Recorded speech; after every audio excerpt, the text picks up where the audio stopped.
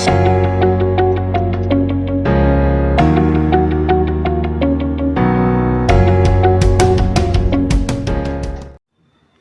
Students, आप सभी का स्वागत है आपके अपने चैनल पीपीआई ट्यूटोरियल में। Welcome to PPI tutorial. मैं साक्षी कुमारी आप सभी का स्वागत करती हूं पीपीआई ट्यूटोरियल में। और आज मैं आपको बताने जा रही हूं कि अगर आप पारा मेडिकल की तैयारी कर रहे हैं और अपनी तैयारी को और बेहतर करना चाहते हैं तो आप इस चैनल से जुड़ जाइए, क्योंकि आप सभी जानते हैं PPI means quality plus trust. हर साल हमारे पेड कोर्स और यूट्यूब से तैयारी कर बहुत सारे बच्चों को पारामेडिकल कोर्सेज में गवर्नमेंट सीट अलॉट होता आ रहा है। तो इस साल आपकी बारी है। चलिए आज के इस क्वेश्चन प्रैक्टिस सेट के इम्पॉर्टेंट क्लास में हम लोग स्टार्ट करने जा रहे हैं न्यू क्वेश्चन प्रैक्टिस सेट, जो कि बहुत ही ज़्यादा इम्पॉर्टेंट है आपके एग्जामिनेशन पॉइंट ऑफ व्यू से। और हर साल इस टॉपिक के क्वेश्चंस आपको देखने को मिल जाएंगे पारामेडिकल एग्ज़ाम में। तो मैं आप लोग से रिक्वेस्ट करूंगी कि आप लोग इस प्रैक्टिस सेट को अच्छे से समझें और सॉल्व करें। और हाँ, अगर इस चैनल से अभी तक आप नहीं जुड़े हैं तो जल्द से जल्द नीचे चैनल को सब्सक्राइब कर बेल आइकन को प्रेस करिए और बेल आइकन को प्रेस कर नोटिफिकेशंस को ऑन कर लीजिए। तो चलिए आज के इस बेहतरीन क्लास को स्टार्ट करते हैं। Let's get started. वो होगा एडवर्ब का प्रैक्टिस सेट 2। आप लोग के रिक्वेस्ट पे मैंने एडवर्ब के 3-4 सेशंस कंप्लीट करने के लिए आप लोगों को बोला था और मैं 4 सेशंस कंप्लीट करूँगी। तो आप लोग का 3-4 सेशन जो भी चलेगा एडवर्ब का प्रैक्टिस सेट, वो होगा एडवर्ब प्रैक्टिस सेट 2, 3, 4 और 5। ये 5 इंपॉर्टेंट सेशंस हो जाएंगे। लाइव सेशन जितना भी है हमारा एडवर्ब का प्रैक्टिस सेट हो जाएगा, ठीक है। तो जो भी स्टूडेंट्स अभी तक आज के सेशन को लाइव क्लास जो हमारा आज का चलेगा उसको अभी तक लाइक नहीं किए तो प्लीज़ लाइक स्टूडेंट्स।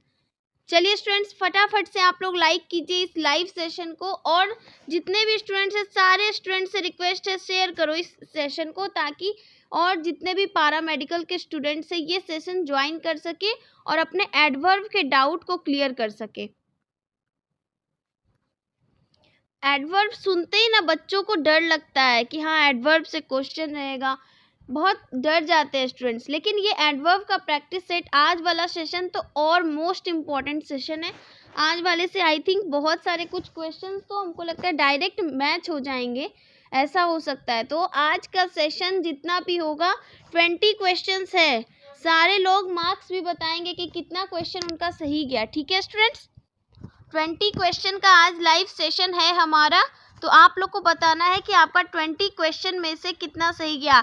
19 तो अप्रॉक्स सही जाने चाहिए। ये मेरा आप लोग से ये मेरा कॉन्फिडेंस लेवल है कि हाँ मेरे स्टूडेंट्स जो हैं उनका 19 क्वेश्चन सही जाएगा ही जाएगा, ठीक है स्टूडेंट्स। तो चलिए आज के सेशन को फटाफट से लाइक कर देते हैं हम सब और फटाफट से शेयर कर दो पारा मेडिकल के स्टूडेंट्स तक। चलो फास्ट स्टूडेंट्स, चलिए स्टूडेंट्स फास्टली स्टूडेंट्स आप लोग शेयर कर दो इस सेशन को। बहुत मोस्ट इम्पॉर्टेंट सेशन होने वाला है आज का एडवर्ब का। आज हमारा एडवर्ब प्रैक्टिस सेट 2 बहुत मोस्टली इम्पॉर्टेंट सेशन होगा। और इसके पिछले जितने भी सेशंस करवाए गए हैं आप लोग का टोटल सेशन कंप्लीट करवा दिया गया है PYQs का। तो आप लोग अगर चाहते हो कि अपने पारा मेडिकल की तैयारी को और बेहतर कर सको तो आप लोग PPI ट्यूटोरियल के पेड कोर्स को भी परचेज कर सकते हो, वो भी मिनिमम अफोर्डेबल अमाउंट में। आपको PPI ट्यूटोरियल एक ऐसा चैनल है जो आपको लाइव सेशन करवा रहा है, PYQs करवा रहा है, प्रैक्टिस सेट करवा रहा है और बहुत तरह से आप लोग को हेल्प प्रोवाइड कर रहा है। तो रिजल्ट भी हमारे चैनल से होना चाहिए स्टूडेंट्स।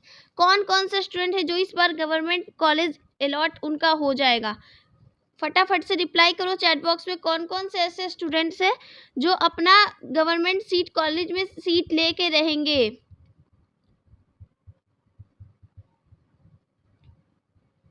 चलिए यही कॉन्फिडेंस, यही कंसंट्रेशन और यही हार्डवर्क के साथ स्मार्ट वर्क, क्योंकि थ्योरी के साथ क्वेश्चन ज़रूरी है और मेरे स्टूडेंट्स जितने हैं स्मार्ट वर्क करना ज़्यादा पसंद करेंगे। कौन कौन से स्टूडेंट्स स्मार्ट वर्क करना ज़्यादा पसंद करोगे,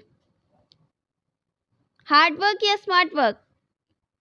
स्मार्ट वर्क। मेरे स्टूडेंट्स सारे स्मार्ट हैं भाई, चलो आज का सेशन लाइक करो फटाफट से, लाइक इट। और लास्ट में बताना है कि 20 में से मैं देखती हूँ कितने स्टूडेंट्स अपना वो नहीं बताते कि हाँ कितना क्वेश्चन उन्होंने सही किया। तो कोई दिक्कत नहीं है, लेकिन आप एक बताओ तो उससे ये पता चलता है ना कि हाँ आप लोग के इतने और गलत जा रहे हैं, अपना इम्प्रूवमेंट और मुझे करना है, ठीक है। इसलिए आप लोग अपने मार्क्स बता दिया करो कि हाँ हमारा आज 20 मार्क्स का 20 क्वेश्चंस थे तो हमारा 15 ही सही गया। कोई बात नहीं, नेक्स्ट टाइम हम ट्राई करेंगे। ओके, डिमोटिवेट नहीं होना है, मोटिवेट होना है। संडे को क्यों होता है मोटिवेशन क्लास हो रहे हैं आपके इतने, क्यों? मोटिवेशन क्लास से यही फ़ायदा है ना कि हमारे स्टूडेंट्स को जो भी डाउट रहता है, कुछ क्वेश्चन जितने होते हैं सब पूछ सको आप लोग विकास सर से। चलिए आज का फर्स्ट क्वेश्चन स्टार्ट किया जाए।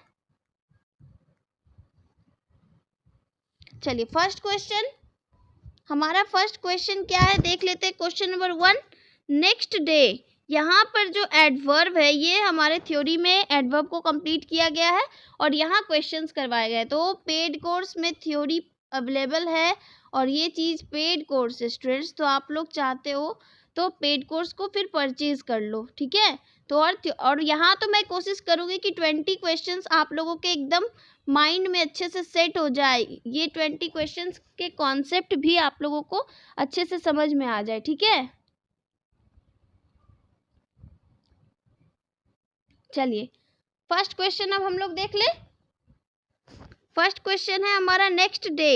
Next day is an example of, next day is an example of. हमारा फर्स्ट क्वेश्चन ये है कि नेक्स्ट डे जो है ये कौन सा एडवर्ब में आएगा। Adverb of time, adverb of quantity, एक सेकेंड गाइस। ऑप्शन सी है हमारा एडवर्ब ऑफ मैनर और ऑप्शन डी है हमारा एडवर्ब ऑफ नंबर।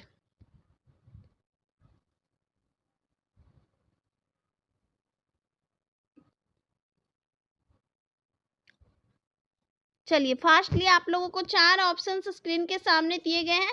आप लोग अपने चैट बॉक्स में इसका राइट आंसर बताओ कि इसका राइट आंसर क्या होगा।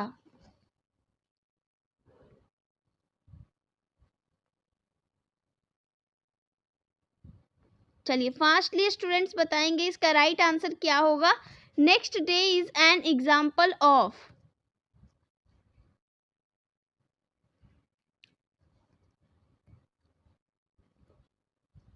Next day is an example of adverb of time, adverb of quantity, adverb of manner और एडवर्ब ऑफ नंबर।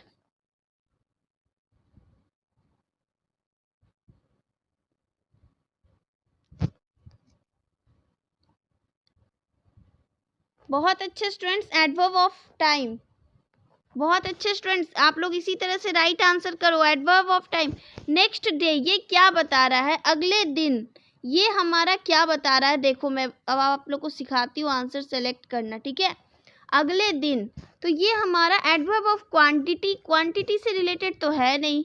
फिर मैनर, यहाँ कोई तरीका तो मुझे दिख नहीं रहा कि हाँ next day is an example of adverb of manner, तो ये हमारा ऑप्शन होगा नहीं, ये भी नहीं होगा। एडवर्ब ऑफ नंबर, तो नंबर, यहाँ नंबर से डिजिट से रिलेटेड या नंबर से रिलेटेड तो कुछ है नहीं। तो बचा हमारा टाइम, क्योंकि ऐसे भी दिख रहा है अगले दिन, ये हमारा समय से रिलेटेड है। तो सो यहाँ पर हमारा राइट आंसर क्या हो जाएगा स्टूडेंट्स? फास्टली एक बार फिर से आप लोग चैट बॉक्स में आंसर करो। जो स्टूडेंट्स आंसर नहीं किए हैं वो फटाफट से इसका राइट आंसर चैट बॉक्स में करेंगे। बिल्कुल सही, option A is the right answer. यहाँ पर हमारा ऑप्शन ए जो है वो राइट आंसर होगा, adverb of time. Next day is an example of adverb of time. चलिए option A is the right answer. क्या इस क्वेश्चन को करने में कोई दिक्कत हुआ आप लोग को? मैं तो बोली थी कि आप लोग प्रैक्टिस सेट 1 में जो भी आप लोग को प्रॉब्लम हो, 2, 3, 4, 5 ये सारे सेशन बहुत स्मूथली जाएंगे आप लोग के।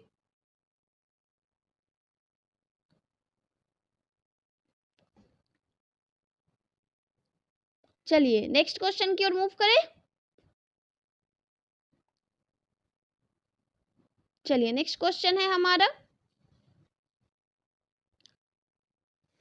Question number 2।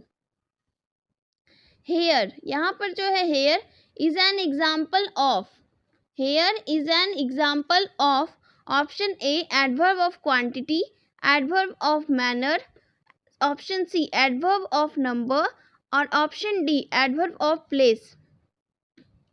Hair is an example of adverb of quantity, adverb of manner, adverb of number, adverb of place. चलिए ऑप्शंस आपके स्क्रीन के सामने हैं, फटाफट से आप लोग इसका राइट आंसर कीजिए कि इसका राइट आंसर क्या होगा। Hair is an example of, option A adverb of quantity. Option को आप लोग छांटना सीखो स्टूडेंट्स, बहुत इजी है। हिंदी करो, क्वेश्चन का आंसर खुद आप लोग को सामने दिख रहा है कि 4 में से एक ही हमारा आंसर होगा। चलिए फास्ट रिप्लाई करेंगे, इसका राइट आंसर क्या होगा स्टूडेंट्स।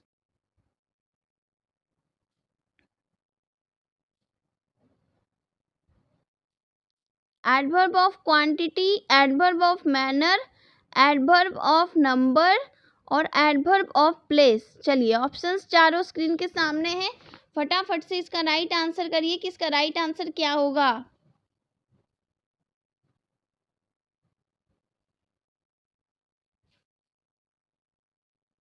बिल्कुल सही, हेयर जो है ये एग्जाम्पल है किसका, एडवर्ब ऑफ प्लेस का, adverb of place. Option D is the right answer. कोई डाउट है इस क्वेश्चन में?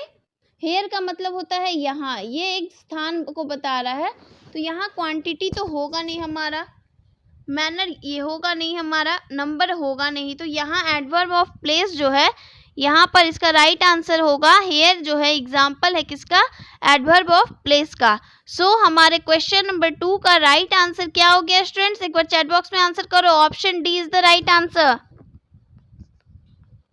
किसी भी स्टूडेंट को अगर इन दोनों क्वेश्चन को करने में कोई डाउट है, अगर कोई डाउट रहा तो please ask your doubt in your chat box.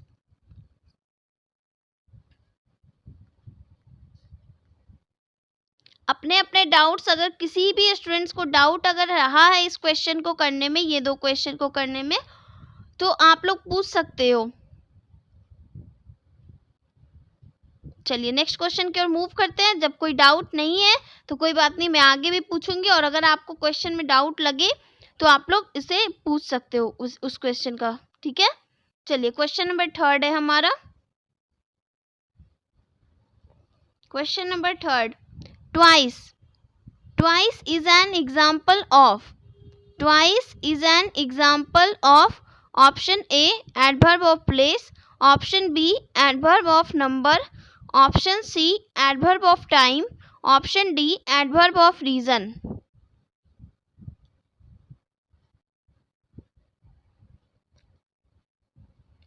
Twice is an example of option A adverb of place, option B adverb of number, option C adverb of time, option D adverb of reason। Question number 3 का right answer क्या होगा students, जल्दी answer करो।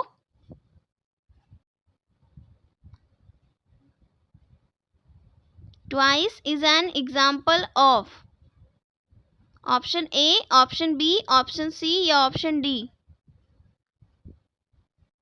Twice का मतलब होता है दोबारा।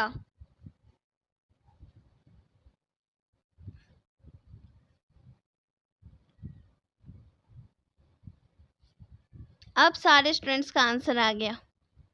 अब मेरे स्टूडेंट्स जितने स्मार्ट कोई नहीं है, देख लो अभी सब आंसर ये लोग कर रहे हैं। Adverb of number, option B is the right answer, option B is the right answer students. Twice का मतलब होता है दोबारा, हाँ यही दोबारा होता है, और ये एक नंबर है। प्लेस तो होगा नहीं, जगह से रिलेटेड है नहीं, टाइम समय से रिलेटेड नहीं है, दोबारा यानी कि ये नंबरिंग के हिसाब से है। रीजन ये हमारा होगा नहीं, ठीक है। बहुत अच्छे स्टूडेंट्स, क्या यहाँ तक क्वेश्चन को करने में कोई डाउट रहा आप लोग को? क्या यहाँ पे क्वेश्चन को करने में कोई डाउट रहा, इस क्वेश्चन को करने में? तो क्या हम लोग अपने नेक्स्ट क्वेश्चन की ओर मूव करें? चलिए नेक्स्ट क्वेश्चन की ओर मूव करते हैं। Question number 4, very is an example of, very is an example of adverb of time. Option A आपका है adverb of time, option B है आपका adverb of number, option C है आपका adverb of quantity, option D है आपका adverb of reason.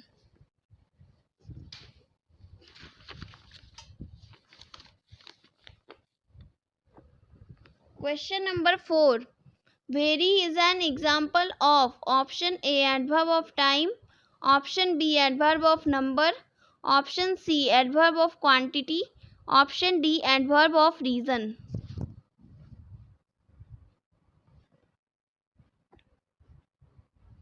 समय से रिलेटेड नहीं है क्वेश्चन, ये होगा. नंबर से रिलेटेड नहीं है, ये ऑप्शन भी नहीं होगा. रीजन या क्वांटिटी. चलो फास्ट आंसर करो स्टूडेंट्स. ऑप्शन सी होगा या ऑप्शन डी होगा?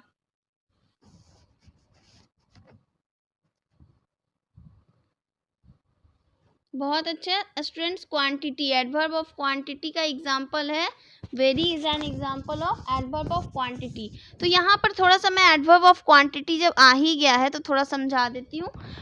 एडवर्ब ऑफ क्वांटिटी मतलब वे एडवर्ब होते हैं ना जो किसी एडवर्ब की क्वांटिटी को बताते हैं. ठीक है, वो जो हो गया वो हमारा किसी की क्वांटिटी को यानी कि मात्रा को बताते हैं. मात्रा को बताते हैं स्टूडेंट्स. जैसे यहाँ पर अगर हम बोले तो वेरी हमारा यही एग्जाम्पल होगा. फिर जो है इनफ जो है हमारा यही एग्जाम्पल होगा एडवर्ब ऑफ क्वांटिटी. ठीक है, और भी बहुत सारे होंगे. फुल्ली, नियरली, ये सब हमारा जो है एडवर्ब ऑफ क्वांटिटी में आएगा. तो इस क्वेश्चन को करने में कोई डाउट है स्टूडेंट्स को? कोई डाउट नहीं है? इन 4 क्वेश्चंस को करने में कोई डाउट रहा आप लोग को? चलिए तो फिर हम लोग क्वेश्चन नंबर 5 की ओर मूव कर रहे हैं. Question number 5, slowly. Question number 5 है slowly is an example of.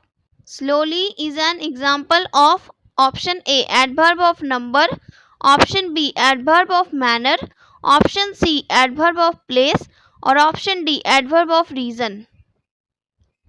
चलिए फास्ट आंसर करेंगे. इसका राइट आंसर क्या होगा? क्वेश्चन नंबर 5,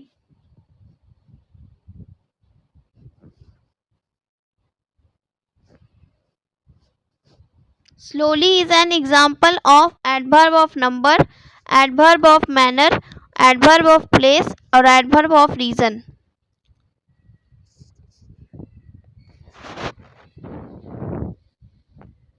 फास्ट आंसर करेंगे स्टूडेंट्स. किसका राइट आंसर क्या होगा? slowly is an example of option A adverb of number, option B adverb of manner, option C adverb of place, option D adverb of reason.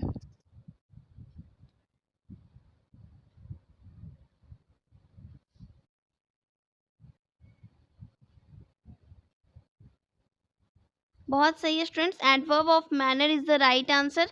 Students यहाँ पर adverb of reason नहीं होगा. ये क्यों नहीं होगा ये मैं बताऊंगी. अभी मैं आपको एडवर्ब ऑफ मैनर पहले बता देती हूँ, इससे आपको आगे के क्वेश्चंस करने में बहुत आसानी होंगे. तो एडवर्ब ऑफ मैनर जो होता है वैसे एडवर्ब्स को हम कहते हैं जो किसी वर्ड, जैसे कि अगर हम बोले किसी एक्शन यानी किसी काम को करने के मेथड को बता रहा है, तरीका बता रहा है. स्लोली किया गया, फिर है फास्ट किया गया, ब्रेवली किया गया है. तो एक्शन यानी जो हम काम कर रहे हैं उसके तरीके को बताया जा रहा है कि इस तरीके से, इस ढंग से किया जा रहा है. ठीक है, तो उसे हम कहते हैं एडवर्ब ऑफ मैनर. क्या इस क्वेश्चन में डाउट है अब किसी स्टूडेंट्स को? क्या एडवर्ब ऑफ मैनर आपको नेक्स्ट टाइम से मिलेंगे सेलेक्ट करने, तो आप लोग सेलेक्ट कर पाओगे? चलिए बहुत अच्छे स्टूडेंट्स. चलिए अब हम लोग अपने नेक्स्ट क्वेश्चन की ओर मूव करते हैं. कोई डाउट इस क्वेश्चन को लेकर? चलिए तो फिर नेक्स्ट क्वेश्चन की ओर मूव करते हैं. हमारा नेक्स्ट क्वेश्चन है hence is an example of. Hence is an example of adverb of place, adverb of time, adverb of reason, adverb of manner. चलिए फटाफट से इसका राइट आंसर करेंगे स्टूडेंट्स.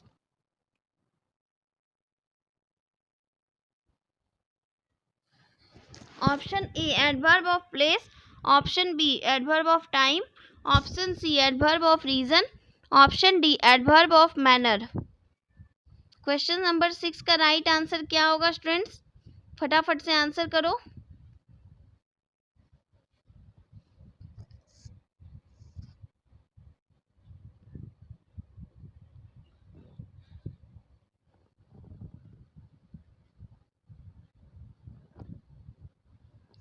देखिए स्टूडेंट्स, चलिए अब इसका राइट आंसर मैं बता देती हूँ। Adverb of reason is the right answer. ये थोड़ा आप लोग हार्ड लग रहा है। तो ये क्वेश्चन था ना कि एडवर्ब ऑफ हेंस जो है हमारा कारण बता रहा है, ठीक है, रीजन बता रहा है, हेंस है, देयरफॉर है, ये सब जो है हमारा कारण को शो करता है। वे एडवर्ब्स होते हैं ना जो रीजन के भाव को एक्सप्रेस करते हैं, यानी कि कारण को एक्सप्रेस करते हैं, ठीक है। तो हेंस हमारा उसी में आएगा, एडवर्ब ऑफ रीजन, ठीक है। इस क्वेश्चन को करने में अब कोई डाउट नहीं होना चाहिए। हेंस जो है वो हमारा रीजन शो कर रहा है, प्लेस शो कर रहा है क्या, ये बताओ। हेंस क्या प्लेस शो कर रहा है? नहीं, तो ये होगा नहीं। टाइम, क्या ये समय बता रहा है, समय से रिलेटेड कुछ है इसमें? नो, तो ये भी कट हो गया। मैनर, क्या ये तरीका को शो कर रहा है? एडवर्ब ऑफ मैनर किसी कार्य के होने की तरीके को बता रहा है? नहीं, तो ये भी ऑप्शन होगा नहीं। तो हमारा राइट आंसर हो जाएगा option C is the right answer, adverb of reason. Adverb of reason जो है हमारा वो हो जाएगा इसका राइट आंसर, ठीक है स्टूडेंट्स। क्या इस क्वेश्चन को करने में कोई डाउट है आप लोग को? चलिए नेक्स्ट क्वेश्चन की ओर मूव करें। चलिए ठीक है, next question number 7। Fully is an example of, fully is an example of, option A है हमारा adverb of quantity, option B है हमारा adverb of time, option C है हमारा adverb of reason, option D है हमारा adverb of manner.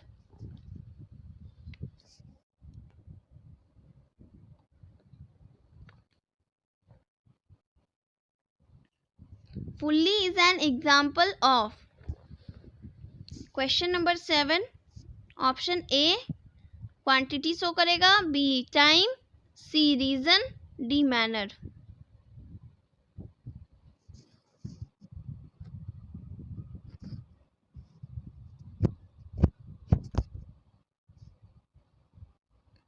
Fully is an example of, quantity को show करेगा, टाइम को शो करेगा, रीजन को शो करेगा, या फिर एडवर्ब ऑफ मैनर को शो करेगा। फुल्ली जो है हमारा ये क्या चीज को शो करेगा?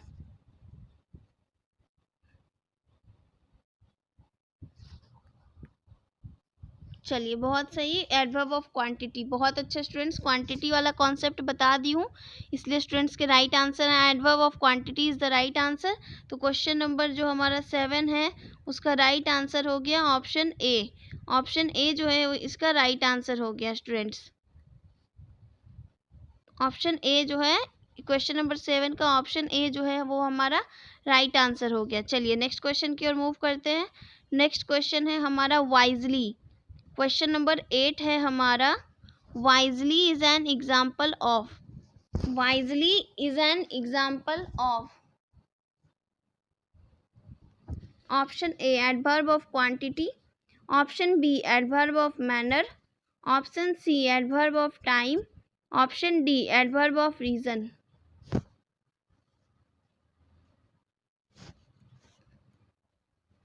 चलिए स्टूडेंट्स फास्ट आंसर करेंगे। क्वेश्चन नंबर 8 का राइट आंसर क्या होगा?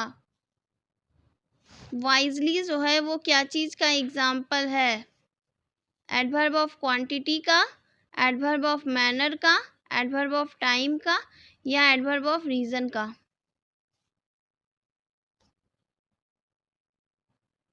Question number 8। बहुत सही है students, adverb of manner is the right answer. इसका राइट आंसर क्वेश्चन नंबर 8 का ऑप्शन बी होगा। ये हमारे कार्य करने की तरीके को बता रहा है, या जो बोल दो मैनर वाइज शो कर रहा है। तो वाइजली जो है हमारा क्वेश्चन नंबर 8 का राइट आंसर हो जाएगा adverb of manner. Adverb of manner जो है हमारा, जो कि ऑप्शन बी है, तो यहाँ पर हमारा ऑप्शन बी जो होगा वो राइट आंसर हो जाएगा। Any doubt in this question? Ask your doubt in your chat box. चलिए, अगर वैसा कोई डाउट अगर आप लोग के पास है तो फटाफट से अपने डाउट्स को चैट बॉक्स में पूछ लो स्टूडेंट्स. चलिए, कोई डाउट नहीं है तो नेक्स्ट क्वेश्चन की ओर मूव करते हैं हम लोग. नेक्स्ट क्वेश्चन क्या है हमारा? ब्यूटीफुली.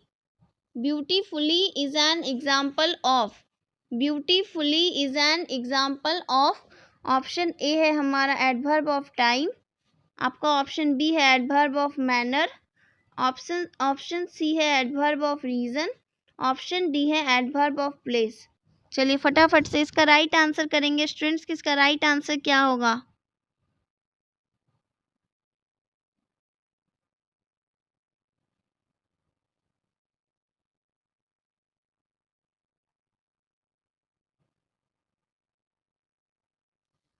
चलिए स्टूडेंट्स फास्ट आंसर करेंगे. इसका राइट आंसर क्या होगा क्वेश्चन नंबर 9 का?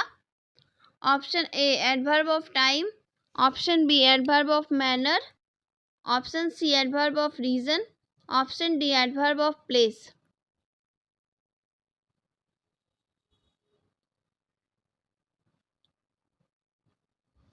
क्वेश्चन नंबर 9 बहुत सही है students. Adverb of manner is the right answer. Option B जो है हमारा वो राइट आंसर होगा. क्वेश्चन नंबर 9 का beautifully is an example of. Adverb of manner जो है हमारा वो राइट आंसर होगा.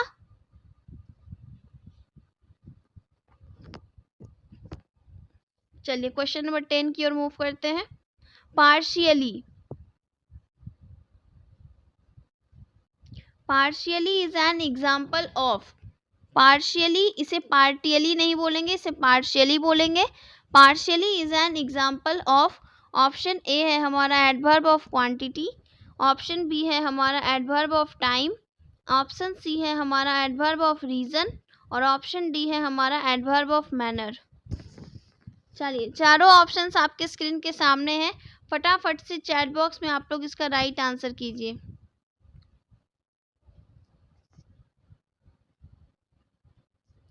फटाफट से इसका राइट आंसर करेंगे स्टूडेंट्स. किसका राइट आंसर क्या होगा क्वेश्चन नंबर 10 का?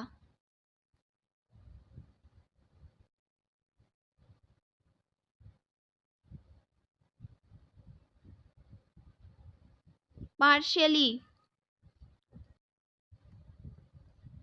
मैनर नहीं है स्टूडेंट्स, ये मैनर नहीं है. पार्शियली का मतलब होता है आंशिक रूप से. अब आप लोग को समझ में आ गया होगा कि इसका राइट आंसर क्या होगा.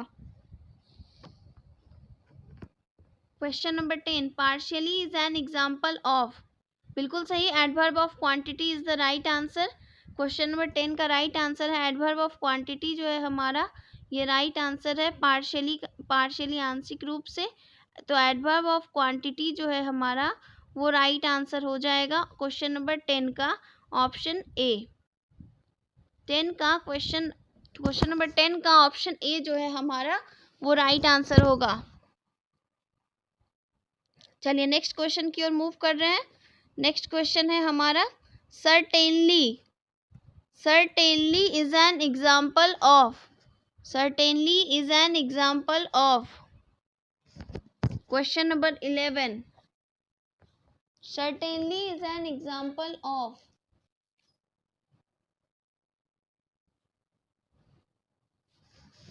Option A adverb of time.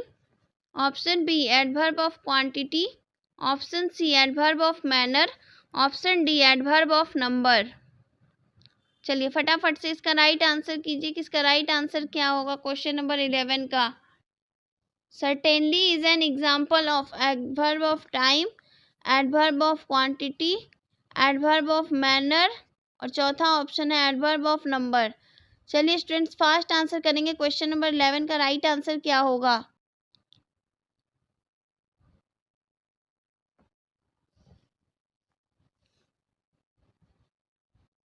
बिल्कुल सही, adverb of manner is the right answer. Question number 11 का ऑप्शन सी जो है हमारा वो राइट आंसर होगा. ऑप्शन सी जो है हमारा राइट आंसर होगा. Certainly is an example of adverb of manner. Certainly is an example of adverb of manner. चलिए क्वेश्चन नंबर 12 की ओर मूव करते हैं।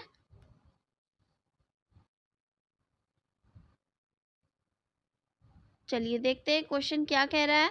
इनफ, यहाँ पर इनफ जो है, इनफ इज एन सॉरी यहाँ पे इज एन एग्जाम्पल ऑफ, कौन से इनफ जो है वो कौन से एडवर्ब का एग्जाम्पल है ये बताना है स्टूडेंट्स। आपका फर्स्ट ऑप्शन स्क्रीन के सामने है, एडवर्ब ऑफ क्वांटिटी। दूसरा ऑप्शन है एडवर्ब ऑफ मैनर। तीसरा ऑप्शन है एडवर्ब ऑफ नंबर। और चौथा ऑप्शन है adverb of place. Option A adverb of quantity, option B adverb of manner, option C adverb of number, option D adverb of place.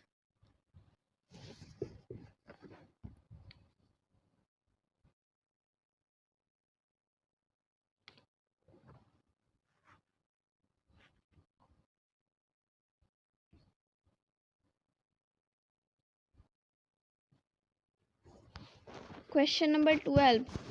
Enough is an example of option A adverb of quantity, option B adverb of manner, option C adverb of number, option D adverb of place. Question number 12. बिल्कुल सही, enough का मतलब हो गया adverb of quantity. ये है adverb of quantity का ही एक एग्जाम्पल है। इनफ जो है वो है एग्जाम्पल है किसका, एडवर्ब ऑफ क्वांटिटी का। Enough is an example of adverb of quantity. चलिए क्वेश्चन नंबर नेक्स्ट की ओर बढ़े। यहाँ तक किसी भी स्टूडेंट्स को कोई डाउट हो तो फटाफट से चैट बॉक्स में अपने डाउट्स को क्लियर कर लो पहले।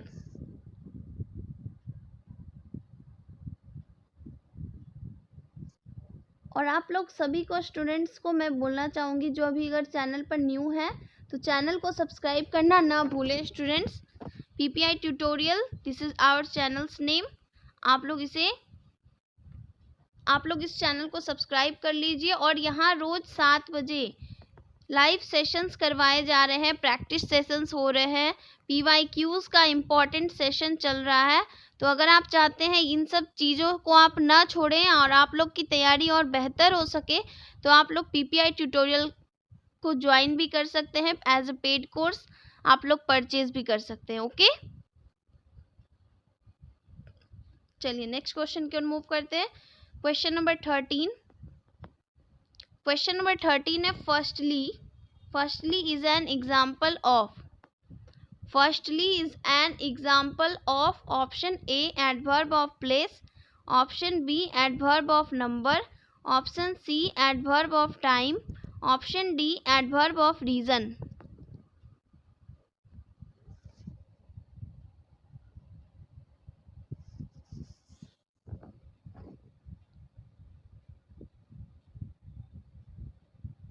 चलिए स्टूडेंट फास्ट आंसर करेंगे, इसका राइट आंसर क्या होगा।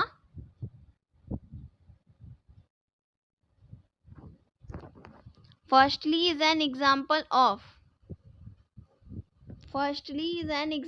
ऑफ, बिल्कुल सही। Adverb of number is the right answer. Adverb of place होगा क्या, जगह से रिलेटेड है, नहीं है तो क्या नहीं होगा ये। एडवर्ब ऑफ टाइम से रिलेटेड है क्या, समय से रिलेटेड, नो, तो ये ऑप्शन भी नहीं होगा। एडवर्ब ऑफ रीज़न, ये कोई कारण से रिलेटेड है, नहीं है, तो ये ऑप्शंस होंगे नहीं। तो बचा कौन सा हमारा, एडवर्ब ऑफ नंबर। तो हमारा ऑप्शन बी जो है वो राइट हो गया, क्योंकि फर्स्टली एक नंबर शो कर रहा है, फर्स्ट सेकंड ये सब हमारे नंबर्स शो करते हैं। तो यहाँ पर firstly is an example of adverb of number. ठीक है स्टूडेंट्स, यहाँ तक कोई डाउट नहीं होना चाहिए आप लोगों को।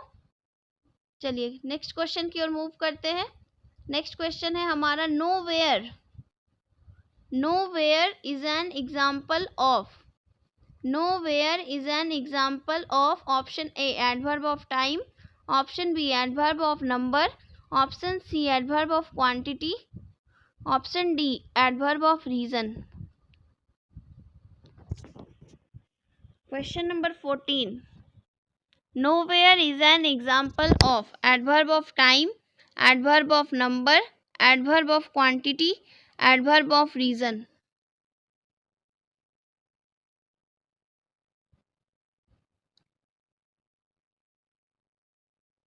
चलिए फास्ट आंसर करेंगे स्टूडेंट। क्वेश्चन नंबर 14 का राइट आंसर क्या होगा? Nowhere is an example of. Question number 14, यहाँ पर एक और ऑप्शन ऐड कर लीजिए। यहाँ पर रीजन नहीं होकर आप लोग ऐड कीजिए क्वेश्चन नंबर 14 का एडवर्ब ऑफ प्लेस। ये पीडीएफ बनाने टाइम गलती हुई है, तो एडवर्ब ऑफ रीजन, एडवर्ब को यहाँ पर हमने रिप्लेस करके प्लेस किया है। Nowhere is an example of adverb of time, adverb of number, adverb of quantity, adverb of place. चलिए फास्ट आंसर करेंगे स्टूडेंट्स। इसका राइट आंसर क्या होगा क्वेश्चन नंबर 14 का? Nowhere is an example of adverb of time, adverb of manner, adverb of number, adverb of quantity और adverb of place. चलिए fast students answer करेंगे अपना। किसी क्वेश्चन में अगर आप लोगों की गलती होती है तो इस क्वेश्चन को आप लोग माइंड मत करो, पर हाँ क्वेश्चन को अच्छे से समझ लो कि नेक्स्ट टाइम वो गलती ना हो।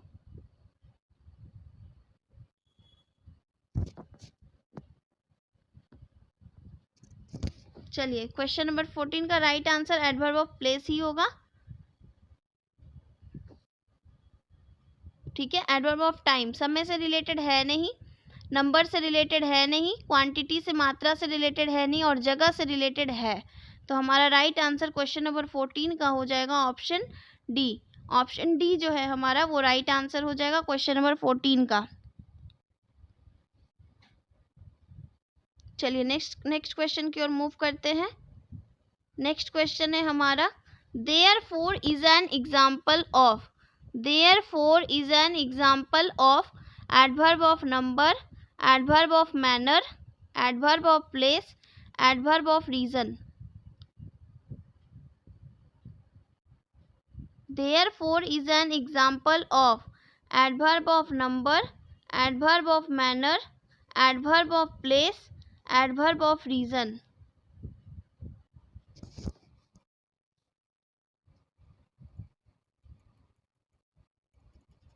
Therefore is an example of। चलिए फास्ट स्टूडेंट्स आंसर करेंगे। इसका राइट आंसर क्या हो जाएगा?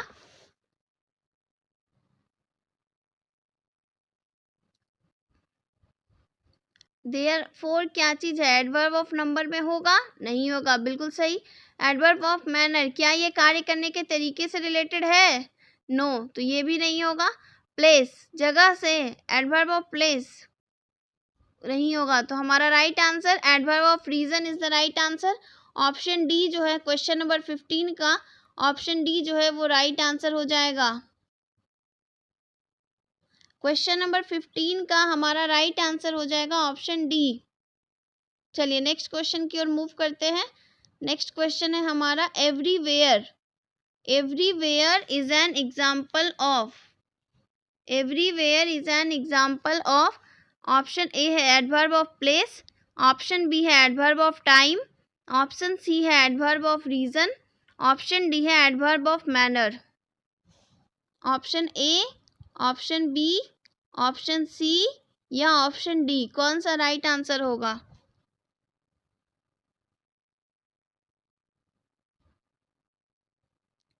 Everywhere is an example of.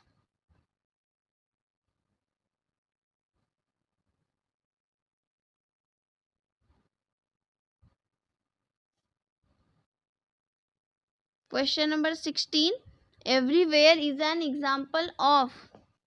बिल्कुल सही, एडवर्ब ऑफ प्लेस। ये जगह बता रहा है, एडवर्ब ऑफ टाइम नहीं होगा स्टूडेंट्स, क्योंकि ये समय को नहीं दिखा रहा है। रीजन होगा नहीं, ये रीजन नहीं शो कर रहा है, मैनर भी नहीं शो कर रहा है। तो हमारा राइट आंसर हो जाएगा adverb of place. Everywhere is an example of adverb of place. ठीक है, चलिए क्वेश्चन नंबर 16 का हमारा राइट आंसर ऑप्शन ए जो है वो राइट आंसर हो जाएगा स्टूडेंट्स।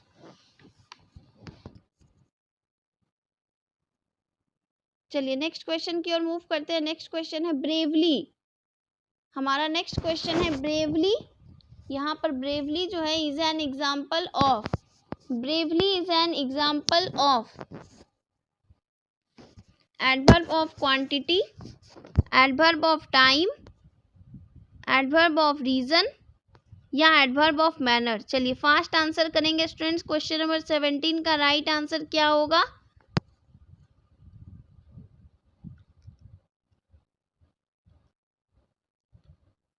ब्रेवली क्या चीज का एग्जाम्पल होगा स्टूडेंट्स?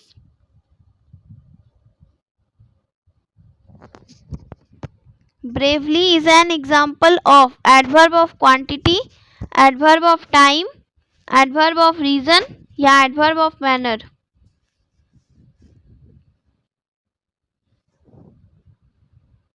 क्वेश्चन नंबर 17 बिल्कुल सही है, adverb of manner.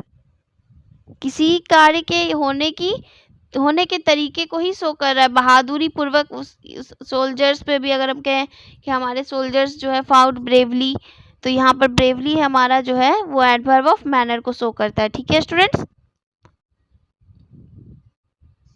Question number 17 का राइट आंसर क्या हो गया? Option D. ऑप्शन डी जो है हमारा राइट आंसर हो गया। चलिए क्वेश्चन नंबर 18 की ओर मूव करते हैं। हमारा क्वेश्चन नंबर 18 क्या कह रहा है देख लेते हैं। क्वेश्चन नंबर 18 कह रहा है, question number 18 almost is an example of. Option A adverb of quantity, option B adverb of manner, option C adverb of time, option D adverb of reason. Question number 18 का right answer क्या होगा students? Fastly reply करेंगे। Almost is an example of adverb of quantity, adverb of manner, adverb of time या adverb of reason. Almost बिल्कुल सही, option A is the right answer. Adverb of quantity, adverb of quantity जो है almost जो है हमारा वो adverb of quantity को शो करता है। Adverb of quantity. Question number 18 almost is an example of adverb of quantity. चलिए नेक्स्ट क्वेश्चन की ओर मूव करते हैं। Consequently is an example of। Consequently is an example of adverb of time, option B adverb of manner, option C adverb of reason, option D adverb of place।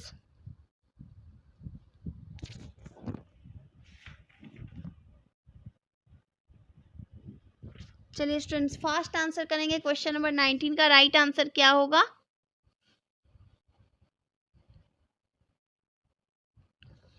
Consequently is an example of।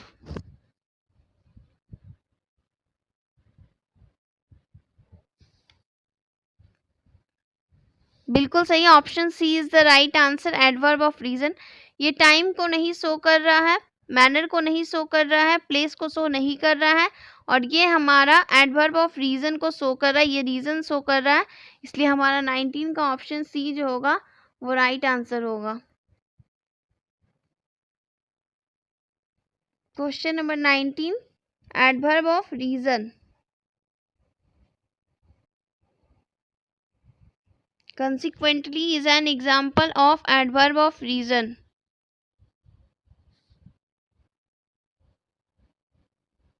चलिए next question की ओर move करते हैं। entirely is an example of। entirely is an example of option A adverb of quantity, option B adverb of time, option C adverb of reason, option D adverb of manner।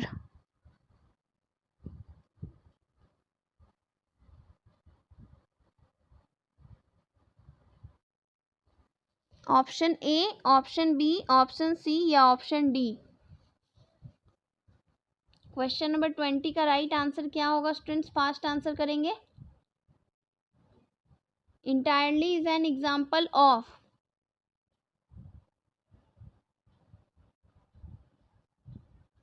बिल्कुल सही, option A is the right answer adverb of quantity. entirely is an example of adverb of quantity। चलिए, यहाँ तक किसी भी students को कोई भी क्वेश्चन में डाउट हो तो फटाफट से अपने डाउट्स पूछ लेंगे। चलिए फटाफट से अपने डाउट्स को पूछ लीजिए स्टूडेंट्स।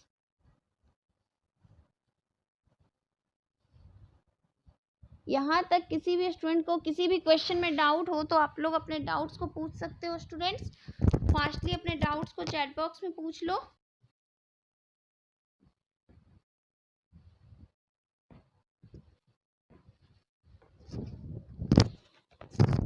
नहीं है कोई डाउट तो कोई दिक्कत नहीं है। चलिए, आज का सेशन जो है हमारा यहीं तक था। आप लोग को आज का सेशन कैसा लगा? आप लोग इस चीज़ का फीडबैक मुझे कमेंट बॉक्स में दोगे स्टूडेंट्स कि आप लोग को आज का सेशन हमारा कैसा लगा, ठीक है।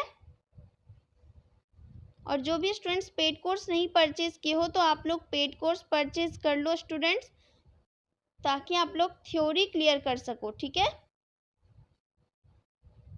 ठीक है स्टूडेंट्स, आप लोग थ्योरी जब क्लियर होगी ना तो आप लोग को बहुत अच्छे से समझ में भी आएगा कॉन्सेप्ट, और उसके बाद वहाँ पर आपको क्वेश्चन प्रैक्टिस बहुत अच्छे से हो पाएगी।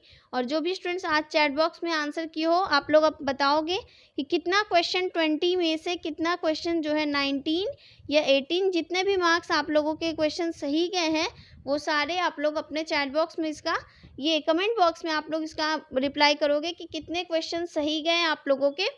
और आज का क्लास आप लोग को कैसा लगा, इसका फीडबैक आप लोग को फटाफट से देना है कमेंट बॉक्स में। और सारे स्टूडेंट्स के मैं कमेंट पढ़ती हूँ, सर भी हमारे जो हैं वो रीड करते हैं, इसलिए स्टूडेंट्स को अपना सही फीडबैक देना है कि क्लास कैसी रही है आज की। ओके, सो आज का क्लास हमारा इतना ही रहा। और जो स्टूडेंट्स चैनल पर न्यू हैं, चैनल को सब्सक्राइब करना ना भूलें। और यहाँ रोज़ क्लास 7 बजे से लाइव क्लास अटेंड होती है, और यहाँ पे PYQs और प्रैक्टिस सेट और बहुत सारे क्वेश्चंस आप लोगों को इम्पॉर्टेंट क्वेश्चंस जो पारा मेडिकल में देखने को मिलते हैं, वो सारे क्वेश्चंस जो हैं आप लोगों को करवाए जाते हैं। सो आज के लिए इतना ही। आज का क्लास आपको कैसा लगा, इसका फीडबैक आप लोग को कमेंट बॉक्स में देना है। चलिए आज के लिए इतना ही। Good night. Hello my dear lovely students, आप सभी का स्वागत है आपके अपने यूट्यूब चैनल PPI ट्यूटोरियल के पेड कोर्स क्लासेज में। मैं साक्षी आज आप लोग को हिंदी पढ़ाऊंगी, तो चलिए अपने इस हिंदी के क्लास को शुरू करते हैं। तो आज की क्लास में हम लोग हिंदी का प्रीवियस ईयर्स क्वेश्चन करने जा रहे हैं, जो आपके बिहार पैरामेडिकल मैट्रिक 2019 के एग्ज़ाम में पूछा गया था। ठीक है, ये बिहार पैरामेडिकल मैट्रिक 2019 के हिंदी के एग्ज़ाम में पूछा गया था। आपका बिहार पैरामेडिकल मैट्रिक का क्वेश्चन आपके बिहार पैरामेडिकल के एग्ज़ाम के लिए बहुत इम्पॉर्टेंट है। क्यों? क्योंकि क्वेश्चंस रिपीट होते हैं। कभी कभी जो बिहार पैरामेडिकल मैट्रिक में पूछे गए क्वेश्चन डायरेक्ट बिहार पैरामेडिकल में पूछ दिए जाते हैं, और कभी बिहार पैरामेडिकल के क्वेश्चन जो आपके बिहार पैरामेडिकल मैट्रिक में पूछ दिए जाते हैं। ठीक है, तो इसलिए प्रीवियस ईयर बहुत मस्ट है। तो आज हम लोग हिंदी का क्वेश्चन करने जा रहे हैं, तो चलिए हमारे क्वेश्चंस की ओर बढ़ते हैं। तो पहला क्वेश्चन है, कौन सा शब्द अशुद्ध है? ठीक है, कौन सा शब्द शुद्ध है अथवा कौन सा शब्द अशुद्ध है? ये इस प्रकार का क्वेश्चन हर साल आता है आपके एग्ज़ाम में। इस बार 2022 के एग्ज़ाम में भी पूछा गया था, है ना। तो आपके 2023, ठीक है, बिहार पैरामेडिकल 2023 के एग्ज़ाम में भी ज़रूर पूछा जाएगा इस टाइप से क्वेश्चन। तो इसमें बोल रहा है कि आपको बताना है कौन सा शब्द अशुद्ध है। ऑप्शन 1 में दिया है ओजस्वी, बी में दिया है कृपा, सी में दिया है स्मरण, और ऑप्शन नंबर डी में दिया है नक्षत्र। तो चलिए सभी को बताइए कि इसमें से कौन सा शब्द जो है हमारा अशुद्ध है। तो वेरी गुड, क्या हो जाएगा हमारा ओजस्वी जो है, क्या हो जाएगा हमारा शब्द अशुद्ध हो जाएगा। ठीक है, ओजस्वी शब्द हमारा अशुद्ध है। तो इसको शुद्ध किस प्रकार से लिखेंगे? तो हम लोग इस प्रकार से ओजस्वी लिखते हैं। ठीक है, ये एक ही मात्रा होती है, ओजस्वी के ओ में 2 मात्रा नहीं होती। तो बच्चों ओजस्वी का अर्थ क्या होता है? उज्ज्वल। ठीक है, उज्ज्वल या फिर प्रभावशाली। ठीक है, या फिर प्रभावशाली। ठीक है, ये हमारा क्या हो गया? ये हमारा ओजस्वी का अर्थ हो गया। अगला हमारा कृपा। तो कृपा जो है हमारा शुद्ध शब्द है, जिसका अर्थ क्या होता है? तो कृपा का अर्थ होता है अनुग्रह या फिर दया। ठीक है, कृपा का अर्थ क्या होता है? अनुग्रह। ठीक है, अनुग्रह या फिर दया, क्या हो जाएगा हमारा कृपा का अर्थ। ठीक है, इसके बाद ऑप्शन नंबर सी में दिया था स्मरण, ये भी हमारा शुद्ध शब्द है। स्मरण का मतलब क्या होता है? स्मृति, ठीक है, याद करने की जो क्षमता होती है उसी को स्मरण बोलते हैं। ऑप्शन नंबर डी में था हमारा नक्षत्र। नक्षत्र भी जो है ना, ये हमारा शुद्ध शब्द है। नक्षत्र किसको बोलते हैं? तो किसी तारा के समूह को, ठीक है, तारा के समूह को हम लोग क्या बोलते हैं? तो नक्षत्र बोलते हैं, ठीक है। तो चलिए हमारे नेक्स्ट क्वेश्चन की ओर बढ़ते हैं। नेक्स्ट क्वेश्चन में यहाँ पे पूछा जा रहा है ना बच्चों आपसे कि कौन सा शब्द वाक्य अशुद्ध है, ठीक है। इससे पहले जो था आपको बताना था कि कौन सा शब्द जो है अशुद्ध था। इसमें आपको बताना है कि 4 वाक्य में से कौन सा वाक्य अशुद्ध है। ऑप्शन ए में दिया भोजन स्वादिष्ट होना चाहिए, बी में है मेरे तो प्राण निकल गए, सी में है आप अवश्य सुने होंगे, और ऑप्शन नंबर डी में दिया है मैं आप पर श्रद्धा रखता हूँ, ठीक है। तो इसमें से हमको क्या बताना है कि कौन सा जो वाक्य है अशुद्ध है, ठीक है। ये जो ऑप्शन ए में दिया हुआ है भोजन स्वादिष्ट होना चाहिए, ये भी शुद्ध वाक्य है। मेरे तो प्राण निकल गए, ये भी शुद्ध सब वाक्य है, ठीक है। और मैं आप पर श्रद्धा रखता हूँ, ये भी हमारा 100% शुद्ध वाक्य है। तो ये आप अवश्य सुने होंगे, ठीक है, ये जो हमारा है आप अवश्य सुने होंगे हमारा वाक्य, ये जो है ये हमारा क्या है? अशुद्ध है, ठीक है। आप अवश्य सुने होंगे, ये हमारा अशुद्ध वाक्य है। और इसका शुद्ध क्या होगा? तो आपने अवश्य सुना होगा, ठीक है, आपने अवश्य सुना होगा, ठीक है, सुना होगा। ये क्या हो गया? ये हमारा शुद्ध वाक्य हो गया कि आपने अवश्य सुना होगा, ठीक है। तो चलिए नेक्स्ट क्वेश्चन यहाँ पे पूछा जा रहा है इनमें से कौन सा परिणामवाचक क्रिया विशेषण है, ठीक है। हमको क्या बताना है कि कौन सा जो शब्द है हमारा परिणामवाचक क्रिया विशेषण। ऑप्शन ए में है नीचे, बी में है अधिक, सी में है सदा, और ऑप्शन नंबर डी में है अभी। तो हमको क्या बताना है इसमें कि परिणामवाचक क्रिया विशेषण क्या है। तो आप सभी ने क्रिया विशेषण पढ़ा है। क्रिया विशेषण किसको कहते हैं? जो क्रिया की विशेषता बताए उसे क्रिया विशेषण कहते हैं, और जो संज्ञा अथवा सर्वनाम की विशेषता बताए उसे सिर्फ विशेषण बोलते हैं। तो क्रिया विशेषण पूछ रहा है, क्रिया विशेषण क्या होता है? सभी समझ गए कि जो क्रिया की विशेषता, ठीक है, जो विशेषण क्रिया की विशेषता बताता है उसी को हम लोग क्रिया विशेषण कहते हैं।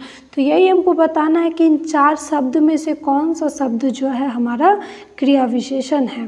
तो इसका राइट आंसर क्या हो जाएगा हमारा? ऑप्शन नंबर बी अधिक, ठीक है, अधिक, ठीक है। अधिक जो है ये हमारा क्या है? तो परिणामवाचक क्रिया विशेषण है। तो परिणामवाचक क्रिया विशेषण किसको कहेंगे? तो जो क्रिया विशेषण क्रिया के परिमाण, ठीक है, परिमाण या फिर मात्रा, ठीक है, परिमाण या फिर मात्रा का बोध कराते हैं उसी को हम लोग क्या बोलते हैं? परिणामवाचक क्रिया विशेषण। तो इसमें क्या होते हैं? अधिक, कम, ठीक है, कम, काफ़ी, बहुत, ठीक है, बहुत, कुछ, ठीक है, थोड़ा, ये सभी क्या कर रहा है? तो परिमाण बता रहा है ना, ये जो क्रिया है उसका, ठीक है। तो ये क्या हो गया हमारा? परिमाणवाचक क्रिया विशेषण। आप बात करें नीचे की, तो ये नीचे क्या है? ये हमारा स्थानवाचक क्रिया विशेषण है, ठीक है। ये नीचे क्या है? हमारा स्थानवाचक क्रिया विशेषण है, ठीक है। स्थानवाचक क्रिया विशेषण किसको कहते हैं? जो क्रिया विशेषण स्थिति या फिर दिशा, ठीक है, जो स्थिति या फिर दिशा का बोध कराता है उसी को हम लोग क्या बोलते हैं? तो स्थानवाचक क्रिया विशेषण बोलते हैं। जैसे बाहर, भीतर, ऊपर, नीचे, दूर, पास, ठीक है, ये क्या हो गया हमारा? ये हमारा स्थानवाचक क्रिया विशेषण हो गया, ठीक है। सभी बच्चों को समझ में आ गया? तो चलिए हमारे नेक्स्ट क्वेश्चन की ओर बढ़ते हैं। नेक्स्ट क्वेश्चन में यहाँ पे आप सभी बच्चों से पूछा जा रहा है ना कि कमर कसना का अर्थ है, ठीक है। कमर कसना एक मुहावरा है, इसका अर्थ है कम खाना, हिम्मत टूट जाना, काम करने को तैयार होना या फिर लड़ने को तैयार होना, ठीक है। यहाँ पे हमको क्या बताना है? कमर कसना मुहावरे का अर्थ, ठीक है। तो कमर कसना का अर्थ क्या होता है? तैयार होना, ठीक है, तैयार होना, अर्थात काम करने को तैयार होना, लड़ने के लिए नहीं, काम करने के लिए तैयार हो जाओ, है ना। जैसे मैं बोलूँ कि पारा मेडिकल का एग्ज़ाम, ठीक है, पारा मेडिकल का एग्ज़ाम हमारा क्या जल्द होगा, है ना, हमारा पारा मेडिकल का एग्ज़ाम बहुत जल्द होगा। तो सभी स्टूडेंट्स क्या कीजिए? तो अपने कमर कस लीजिए, ठीक है। सभी को अच्छा रिजल्ट्स लाना है ना, और अपने ड्रीम कॉलेज में जाना है, और जो भी आपका फेवरेट मनपसंद कोर्स है वो करना है। क्या करेंगे हम लोग? कमर कस के पढ़ाई करेंगे। तो ये जो बच्चों आपका फॉर्म है ना, आपका अप्रैल, ठीक है, अप्रैल से मई के बीच में आ जाएगा, ठीक है। अप्रैल मई में आपका फॉर्म आ जाएगा, तो अभी से तैयारी में लग जाइए, ठीक है। तो नेक्स्ट क्वेश्चन है यहाँ पे पर्यायवाची शब्द से कि यह आश्रम का पर्यायवाची नहीं है, ठीक है। यहाँ पे क्या बोल रहा है कि यह आश्रम का पर्यायवाची नहीं है, तो मतलब इसमें से कोई एक जो है ना हमारा आश्रम का पर्यायवाची नहीं है, और 3 है क्या हमारा आश्रम का पर्यायवाची है। ऑप्शन ए में दिया मठ, बी में दिया विहार, सी में दिया है कुटी, और ऑप्शन नंबर डी में दिया है कृषाणु। तो हमको क्या बताना है कि कौन सा जो है शब्द आश्रम का पर्यायवाची नहीं है। तो वेरी गुड, कौन सा नहीं है, तो ऑप्शन नंबर डी हमारा कृषाणु जो है यह हमारा आश्रम का पर्यायवाची नहीं है, ठीक है। ये मठ, विहार और कुटी, ठीक है, ये तीनों क्या है, ये हमारे आश्रम के पर्यायवाची है। तो अब अगर कृषाणु हमारा आश्रम का पर्यायवाची नहीं है तो किसका पर्यायवाची है, तो कृषाणु हमारा किसका पर्यायवाची है, अग्नि या फिर आग का, ठीक है। ये अग्नि और आग का पर्यायवाची शब्द है क्या, तो हमारा कृषाणु, ठीक है। सभी बच्चों को क्लियर है। तो चलिए हमारे नेक्स्ट क्वेश्चन की ओर बढ़ते हैं। नेक्स्ट क्वेश्चन है हमारा कि शाश्वत का विलोम है, ठीक है। यहाँ पर हमको क्या बताना है कि शाश्वत का विलोम क्या होगा। ऑप्शन ए में दिया संपन्न, बी में है नूतन, सी में है नश्वर, और ऑप्शन नंबर डी में है गमन। तो हमको बताना है शाश्वत का विलोम शब्द, ठीक है। शाश्वत का क्या विलोम शब्द अर्थात उल्टा शब्द, ठीक है, या फिर विपरीतार्थक शब्द भी जिसको बोलते हैं ना। तो सबसे पहले समझेंगे कि शाश्वत का अर्थ क्या होता है। तो शाश्वत का अर्थ क्या होता है, सदा रहने वाला, ठीक है, सदा रहने वाला। तो यहाँ पर हमारा शाश्वत का विलोम शब्द क्या हो जाएगा, नश्वर, ठीक है। नश्वर का अर्थ क्या होता है, नाश होने वाला, और शाश्वत का अर्थ क्या होता है हमारा, सदा रहने वाला, ठीक है। अब आता है हमारा नेक्स्ट है संपन्न, ठीक है। तो संपन्न मतलब क्या होता है, धनवान, है ना, धनवान, अमीर। तो इसका विलोम शब्द क्या हो जाएगा, तो हमारा संपन्न का विलोम शब्द हमारा क्या होता है, विपन्न, ठीक है। नेक्स्ट है हमारा नूतन। तो नूतन का अर्थ क्या हो गया, नया, ठीक है, नया हो गया। तो नूतन का क्या हो जाएगा विलोम शब्द हमारा, पुरातन, ठीक है, क्या हो जाएगा, पुरातन अथवा पुराना, ठीक है। नेक्स्ट है हमारा गमन, ठीक है। गमन मतलब क्या होता है, जाना, है ना। गमन मतलब क्या होता है बच्चों, जाना। तो गमन का विलोम क्या हो जाएगा हमारा, आगमन, ठीक है, आगमन मतलब आना, ठीक है। तो सभी को क्लियर है ये। तो चलिए हमारे नेक्स्ट क्वेश्चन की ओर बढ़ते हैं, है ना। तो सभी को समझ में आ रहा है, मन लगा के पढ़िए क्योंकि आपका एग्ज़ाम जो है बहुत टफ होते जा रहा है ना। तो चलिए नेक्स्ट क्वेश्चन यहाँ पे क्या है कि कौन सा शब्द यन संधि दर्शाता है ना। तो हमको यहाँ पर क्या बताना है कि कौन सा जो शब्द है वो यन संधि। ऑप्शन ए में दिया प्रत्येक, बी में दिया सदैव, सी में दिया नायिका, और ऑप्शन नंबर डी में है रमेश। हमको क्या बताना है कि कौन सा शब्द जो है हमारा यन संधि है। यन संधि बताने से पहले हमको क्या समझना होगा कि यन संधि कहते किसको है ना। तो यन संधि किसको कहते हैं बच्चों, जिस शब्द के बीचों बीच य अथवा व हो, ठीक है, य अथवा व हो, और उससे पहले क्या हो, आधा वर्ण, ठीक है, आधा वर्ण हो, तो उसको हम लोग क्या बोलते हैं, यन संधि, ठीक है। तो यहाँ पर देखिए प्रत्येक में क्या हमारा य है, और य से पहले आधा वर्ण तो है, तो ये प्रत्येक क्या है हमारा यन संधि का उदाहरण है, ठीक है। ये प्रत्येक क्या है, तो ये प्रत्येक हमारा यन संधि का उदाहरण है। अब बच्चों ये सदैव, तो सदैव किस संधि का उदाहरण है, तो वृद्धि संधि का उदाहरण है, ठीक है, वृद्धि संधि का। तो वृद्धि संधि किसको कहते हैं, जब शब्द के बीचों बीच औ, ठीक है, औ अथवा ए की मात्रा हो, ठीक है, औ अथवा ए की मात्रा हो, तो ये क्या होता है हमारा वृद्धि संधि होता है, ठीक है। सदैव में देखिए ए की मात्रा है, तो ये सदैव क्या है, ये सदैव हमारा वृद्धि संधि है।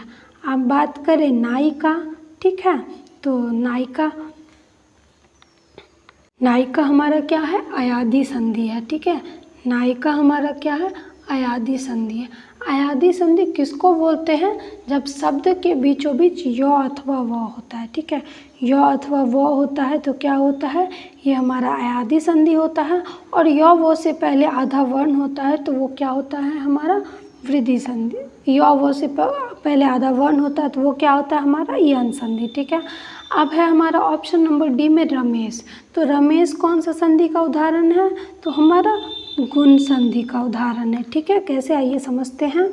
गुण संधि का क्या है हमारा परिभाषा कि जब शब्द के बीचों बीच ए अथवा ओ आए तो क्या होता है हमारा गुण संधि। तो रमेश में हमारा ए है, देखिए ए है, तो ये रमेश क्या हो गया हमारा गुण संधि। ठीक है, तो सभी को ये क्लियर है। संधि बहुत इंपॉर्टेंट है, हर साल एक क्वेश्चन पूछा जाता है और इस बार भी पूछा जाएगा। ठीक है, तो संधि आप लोग अच्छे से कंप्लीट कर लेना। ओके, तो चलिए नेक्स्ट क्वेश्चन की ओर बढ़ते हैं। नेक्स्ट क्वेश्चन है समास से। ये भी आपका मोस्ट वी आई है। अगर आप साइंस में कोई भी चैप्टर पढ़ते हो तो आप कंफर्म नहीं रहते हो कि उस चैप्टर से क्वेश्चन आएगा या नहीं आएगा, क्योंकि साइंस में आपका 11th और 12th पूरा होल सिलेबस से क्वेश्चन पूछता है। लेकिन हिंदी में अगर आप पूरा समास अच्छे से कर लेते हैं तो आप एक क्वेश्चन कंफर्म बना के आएंगे और आपका 5 मार्क्स हो जाएगा, इवन कभी कभी 2 भी। ठीक है, तो बहुत इम्पॉर्टेंट है हमारा समास। तो क्या है किस शब्द में बहुव्रीहि समास है। यहाँ पे हमसे क्या पूछा जा रहा है कि किस शब्द में बहुव्रीहि समास है। ऑप्शन ए में है आमरण, बी में है ग्रामगत, सी में है पंकज और ऑप्शन नंबर डी में है गजानन। ठीक है, तो हमको बताना है कि किस शब्द में जो है बहुव्रीहि समास है। तो इसका राइट आंसर क्या हो जाएगा हमारा option number D Gajanan. Gajanan में क्या है तो हमारा बहुव्रीहि समास है। तो आइए देख लेते हैं कि हम लोग बहुव्रीहि समास किसको बोलेंगे। तो बहुव्रीहि समास किसको बोलते हैं? जिस शब्द में कोई भी पद प्रधान नहीं होता है। ठीक है, न पहला पद प्रधान होता है न दूसरा पद प्रधान होता है। यहाँ क्या होता है तो 2 पद मिलकर तीसरा पद बना देता है और वो तीसरा पद हमारा क्या होता है प्रधान। जैसे गजानन, तो गजानन में दोनों में से कोई पद प्रधान नहीं। यहाँ पर कौन सा पद प्रधान? तो गजानन का अर्थ क्या होता है गणेश। ठीक है, यहाँ पर भगवान गणेश की प्रधानता है, इसलिए क्या है गजानन हमारा बहुव्रीहि समास है। जब गज के समान जिसका आनन है मुख है उसी को क्या बोलते हैं गजानन। ठीक है, तो हमारा आमरण है। तो आमरण में कौन सा समास है? तो यहाँ पर हमारा आमरण में अव्ययी भाव समास है। ठीक है, अव्ययी भाव समास। अव्ययी भाव समास बच्चों आप लोगों ने पढ़ा है ना। अव्ययी भाव समास में हम लोगों ने क्या पढ़ा था कि अगर शब्द में उपसर्ग लगा हो। ठीक है, अगर शब्द में उपसर्ग लगा हो तो वो क्या होता है हमारा अव्ययी भाव समास। ये आ क्या है? ये आ हमारा उपसर्ग है मरण शब्द में, तो ये आमरण क्या हमारा बहुव्रीहि समास है। ठीक है, नेक्स्ट है हमारा ग्रामगत। तो ये ग्रामगत हमारा कौन सा समास का उदाहरण है? तो ये तत्पुरुष समास का उदाहरण। ग्रामगत अर्थात ग्राम को गत। ठीक है, ग्राम को गत। यहाँ पे को क्या है? कारक चिन्ह है, और जब कारक चिन्ह आता है तो वो कौन सा समास हो जाता है ना, वो हमारा क्या हो जाता है तत्पुरुष समास। हम लोगों ने तत्पुरुष समास में पढ़ा था ना कि इसमें जो है दोनों पदों के बीच कारक चिन्हों का लोप हो जाता है। ठीक है, नेक्स्ट है हमारा पंकज। ठीक है, तो पंकज भी हमारा क्या है बहुव्रीहि समास है। क्यों?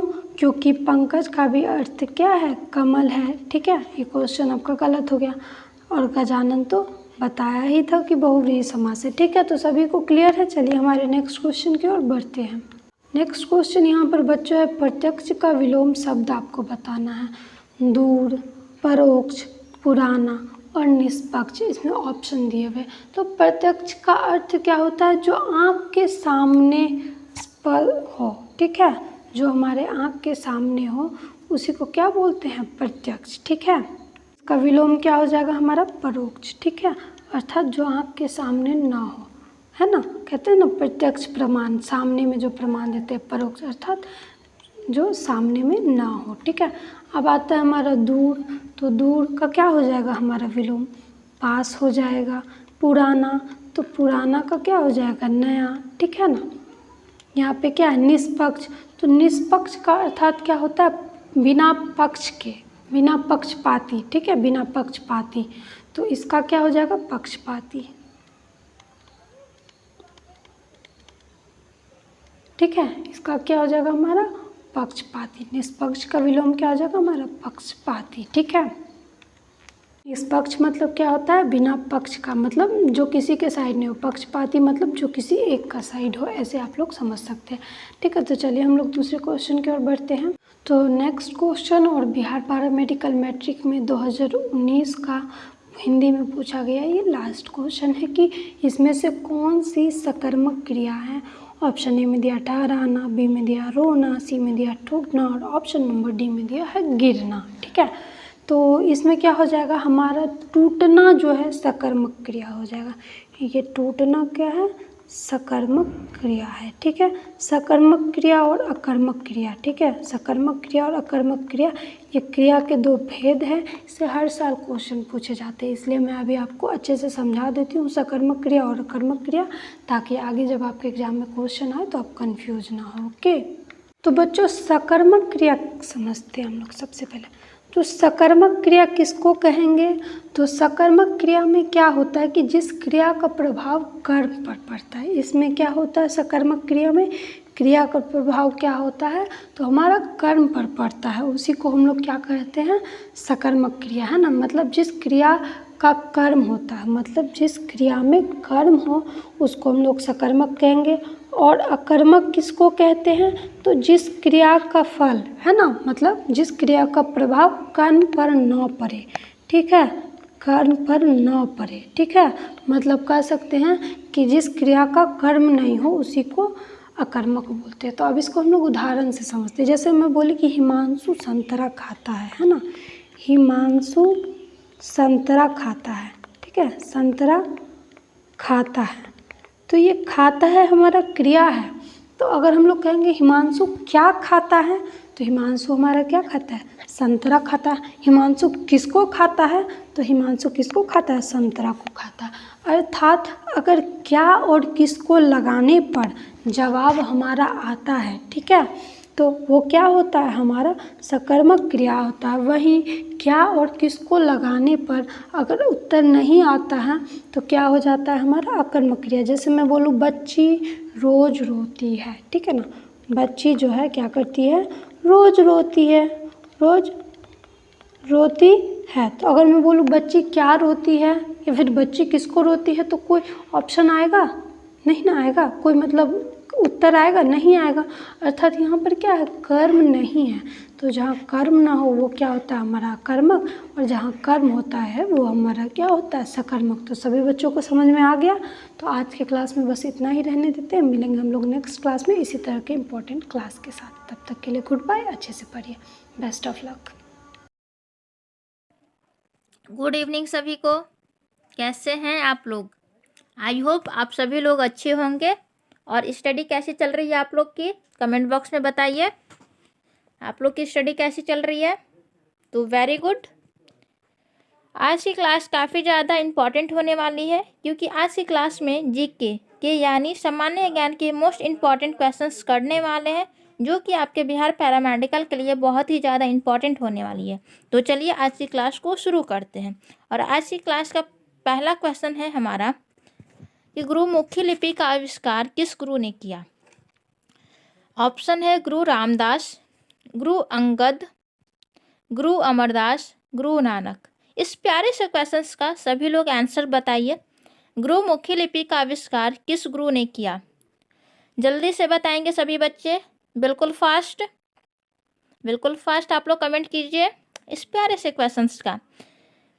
तो वेरी गुड, जो भी बच्चे ऑप्शन बी की ओर जा रहे हैं उनका बिल्कुल राइट है। ऑप्शन बी इस प्यारे से क्वेश्चंस का आंसर है, गुरु अंगद। तो चलिए अब हम लोग बात करते हैं ऑप्शन की ओर। ऑप्शन है हमारा गुरु रामदास। तो गुरु रामदास जो है ये सिख धर्म के चौथे गुरु हैं। आप लोग लिख लीजिएगा कि सिख धर्म के चौथे गुरु कौन है, तो ये हैं गुरु रामदास। अब आप लोगों से पूछ दिया जाए कि गुरु अमरदास कौन है, क्या आप लोग बता सकते हैं कि गुरु अमरदास कौन है। तो ये जो है गुरु अमरदास ये है सिख धर्म के तीसरे गुरु। सिख धर्म के तीसरे गुरु कौन हो जाएंगे बच्चों, तो ये हैं गुरु अमरदास। अब बात आती है गुरु नानक। तो गुरु नानक के बारे में तो आप सभी लोग को पता होना चाहिए कि गुरु नानक, तो क्या आप सभी लोग बता सकते हैं, तो आप लोग कमेंट कीजिए, मैं सभी लोग का कमेंट्स देख रही हूँ। तो आप लोग कमेंट करके बताइए कि गुरु नानक जी कौन है। तो गुरु नानक जी जो हैं ये सिख धर्म के संस्थापक हैं। कौन है बच्चों? तो ये आप लोग लिख लीजिए, सिख धर्म के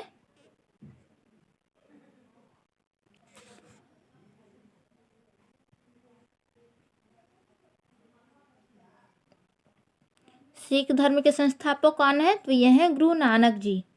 इसी तरह अगर आप लोग से और क्वेश्चंस पूछ दिया जाए, जैसे देख लीजिए आप लोग, ये सिख धर्म के 5वें गुरु, क्या आप लोग से क्वेश्चंस पूछ दिया जाए?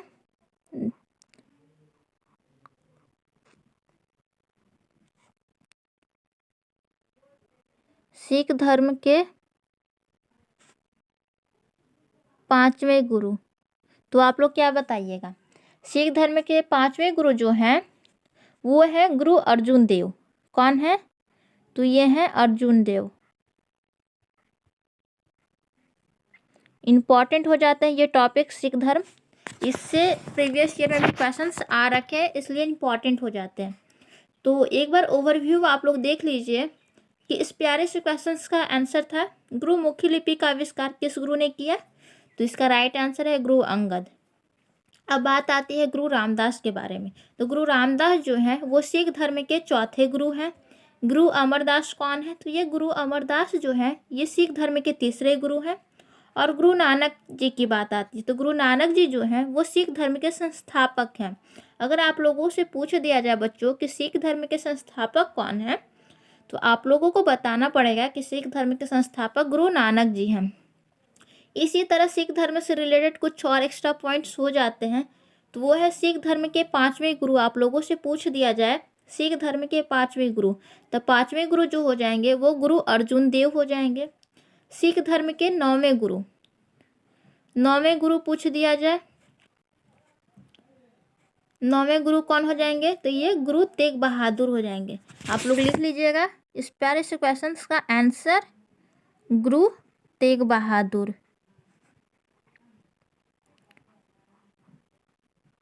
तो आई होप आप सभी लोग को इस क्वेश्चंस समझ में आ गया होगा आप सभी लोग को।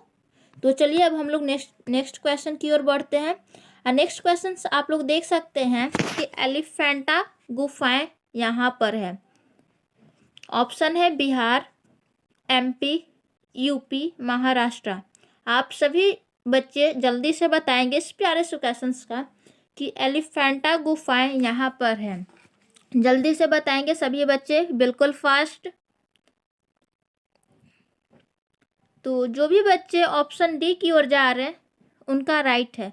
ऑप्शन डी इस प्यारे से क्वेश्चंस का राइट आंसर है। तो चलिए इससे रिलेटेड कुछ एक्स्ट्रा पॉइंट्स भी हम लोग जान लेते हैं। तो एक्स्ट्रा पॉइंट्स में हम लोग जानेंगे कि एलिफेंटाइन गुफा महाराष्ट्र में स्थित है। और आप लोगों से कभी कभी पूछ दिया जाता है कि एलोरा की गुफाएं, क्या पूछ दिया जाता है?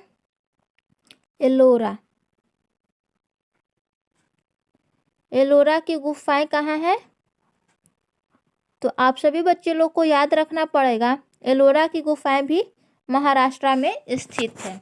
तो चलिए अब हम लोग नेक्स्ट क्वेश्चन की ओर बढ़ रहे हैं। और नेक्स्ट क्वेश्चन भी हमारा काफ़ी ज़्यादा इम्पॉर्टेंट है। तो नेक्स्ट क्वेश्चन है हमारा, बांग्लादेश का राष्ट्रीय प्रतीक क्या है? मछली, कमल, ईगल, शेर। इस प्यारे से क्वेश्चन का आप सभी को बताना है बांग्लादेश का राष्ट्रीय प्रतीक क्या है। जल्दी से बताएंगे सभी बच्चे, बिल्कुल फास्ट। फटाफट आप लोग इस प्यारे से क्वेश्चन का आंसर दीजिए। तो वेरी गुड, जो भी बच्चे ऑप्शन बी की ओर जा रहे हैं उनका बिल्कुल राइट है, कमल। जो भी बच्चे ऑप्शन बी की ओर जा रहे हैं उनके लिए वेरी गुड। तो बांग्लादेश का राष्ट्रीय प्रतीक कमल है। यहाँ पे अधिकतर बच्चों लोग के मन में डाउट्स होगा कि यहाँ का तो राष्ट्रीय प्रतीक होता है वाटर लिली, क्योंकि आप सभी लोग बुक में भी पढ़े होंगे कि वाटर लिली यहाँ का होता है। तो यहाँ पे आप लोग ऑप्शन देख रहे हैं कि मछली, ईगल और शेर, ये तीनों तो कभी किसी भी हाल में नहीं होने वाला है, क्योंकि आप लोगों को पता है कि बांग्लादेश का राष्ट्रीय प्रतीक फूल ही होता है। वाटर लिली क्या है? तो ये एक फ्लावर है। तो यहाँ पे फ्लावर में आप लोग को एक लोटस ही दिख रहा है, मीन्स कमल ही दिख रहा है, तो इसलिए इस क्वेश्चन का आंसर हो जाएगा बी, कमल। इसी से रिलेटेड और भी क्वेश्चंस पूछ लिए जाते हैं। ईगल, ईगल कहाँ का राष्ट्रीय प्रतीक है? तो ईगल जो है वो स्पेन का है। ईगल कहाँ का है? तो ये स्पेन का है। फिर शेर, शेर का राष्ट्रीय प्रतीक कहाँ का है? तो ये है नॉर्वे। आप लोगों से अगर पूछ दिया जाए नॉर्वे का राष्ट्रीय प्रतीक क्या है, तो शेर हो जाएगा। फिर इसी तरह इम्पॉर्टेंट हो जाता है फ्रांस। फ्रांस का राष्ट्रीय प्रतीक क्या है? तो यहाँ का लिली होता है। तो इस टाइप के भी क्वेश्चंस आप लोगों को याद रखने होंगे, क्योंकि इस टाइप के भी क्वेश्चंस बिहार पैरामेडिकल में पूछ लिए जाते हैं। तो चलिए अब हम लोग नेक्स्ट क्वेश्चन की ओर बढ़ते हैं। नेक्स्ट क्वेश्चन है हमारा, सोवियत संघ का विघटन कब हुआ? नेक्स्ट क्वेश्चन है हमारा, सोवियत संघ का विघटन कब हुआ? इस प्यारे से क्वेश्चंस का आप लोग आंसर दीजिए। 2010, 1980, 2000 और 1991। इस प्यारे से क्वेश्चंस का आंसर क्या हो जाएगा बच्चों? फटाफट आप लोग कमेंट बॉक्स में बताइए, जल्दी से बताएंगे सभी बच्चे इस प्यारे से क्वेश्चंस का आंसर। तो जो भी बच्चे 1991, जो भी बच्चे ऑप्शन डी की ओर जा रहे हैं उनका बिल्कुल राइट है। ऑप्शन डी इस प्यारे से क्वेश्चंस का आंसर हो जाएगा। तो चलिए सोवियत संघ के बारे में हम लोग जानते हैं कि सोवियत संघ क्या होता है। तो सोवियत संघ का पूरा डेट जाना इम्पॉर्टेंट हो जाता है। तो ये हो जाता है 25 दिसंबर 1991। 25 दिसंबर 1991 में सोवियत संघ का विघटन कब हुआ था? और सोवियत संघ है क्या? तो सोवियत संघ पहले यूक्रेन का हिस्सा था, जो कि अब एक स्वतंत्र राष्ट्र के नाम से जाना जाता है। सोवियत संघ जो था वो पहले यूक्रेन में ही था, यूक्रेन के साथ ही सोवियत संघ का गठन था। लेकिन अब जो सोवियत संघ और यूक्रेन जो है वो दोनों अलग अलग पार्ट में डिवाइड हो गए हैं, इसलिए सोवियत संघ अब एक स्वतंत्र देश के नाम से जाना जाता है। तो चलिए अब हम लोग नेक्स्ट क्वेश्चन की ओर बढ़ते हैं। नेक्स्ट क्वेश्चन है हमारा, नाटो की स्थापना हुई। आप सभी बच्चों को बताना है नाटो की स्थापना हुई। ऑप्शन है 1975, ऑप्शन बी है 1949, ऑप्शन सी है 2000, ऑप्शन डी है 1996। इस प्यारे से क्वेश्चंस का आप सभी बच्चे कमेंट बॉक्स में आंसर दीजिए, जल्दी से सभी बच्चे बताएंगे, बिल्कुल फास्ट। मैं सभी लोग का कमेंट्स देख रही हूँ। तो जो भी बच्चे ऑप्शन बी की ओर जा रहे हैं उनका बिल्कुल राइट है, वेरी गुड। जो भी बच्चे ऑप्शन बी दे रहे हैं उनका बिल्कुल राइट है। तो चलिए हम लोग जान लेते हैं नाटो की स्थापना 4 अप्रैल, डेट भी जाना इम्पॉर्टेंट होता है। तो 4 अप्रैल 1949 को नाटो की स्थापना हुई थी। नाटो का फुल फॉर्म क्या होता है? तो नाटो का फुल फॉर्म होता है नॉर्थ अटलांटिक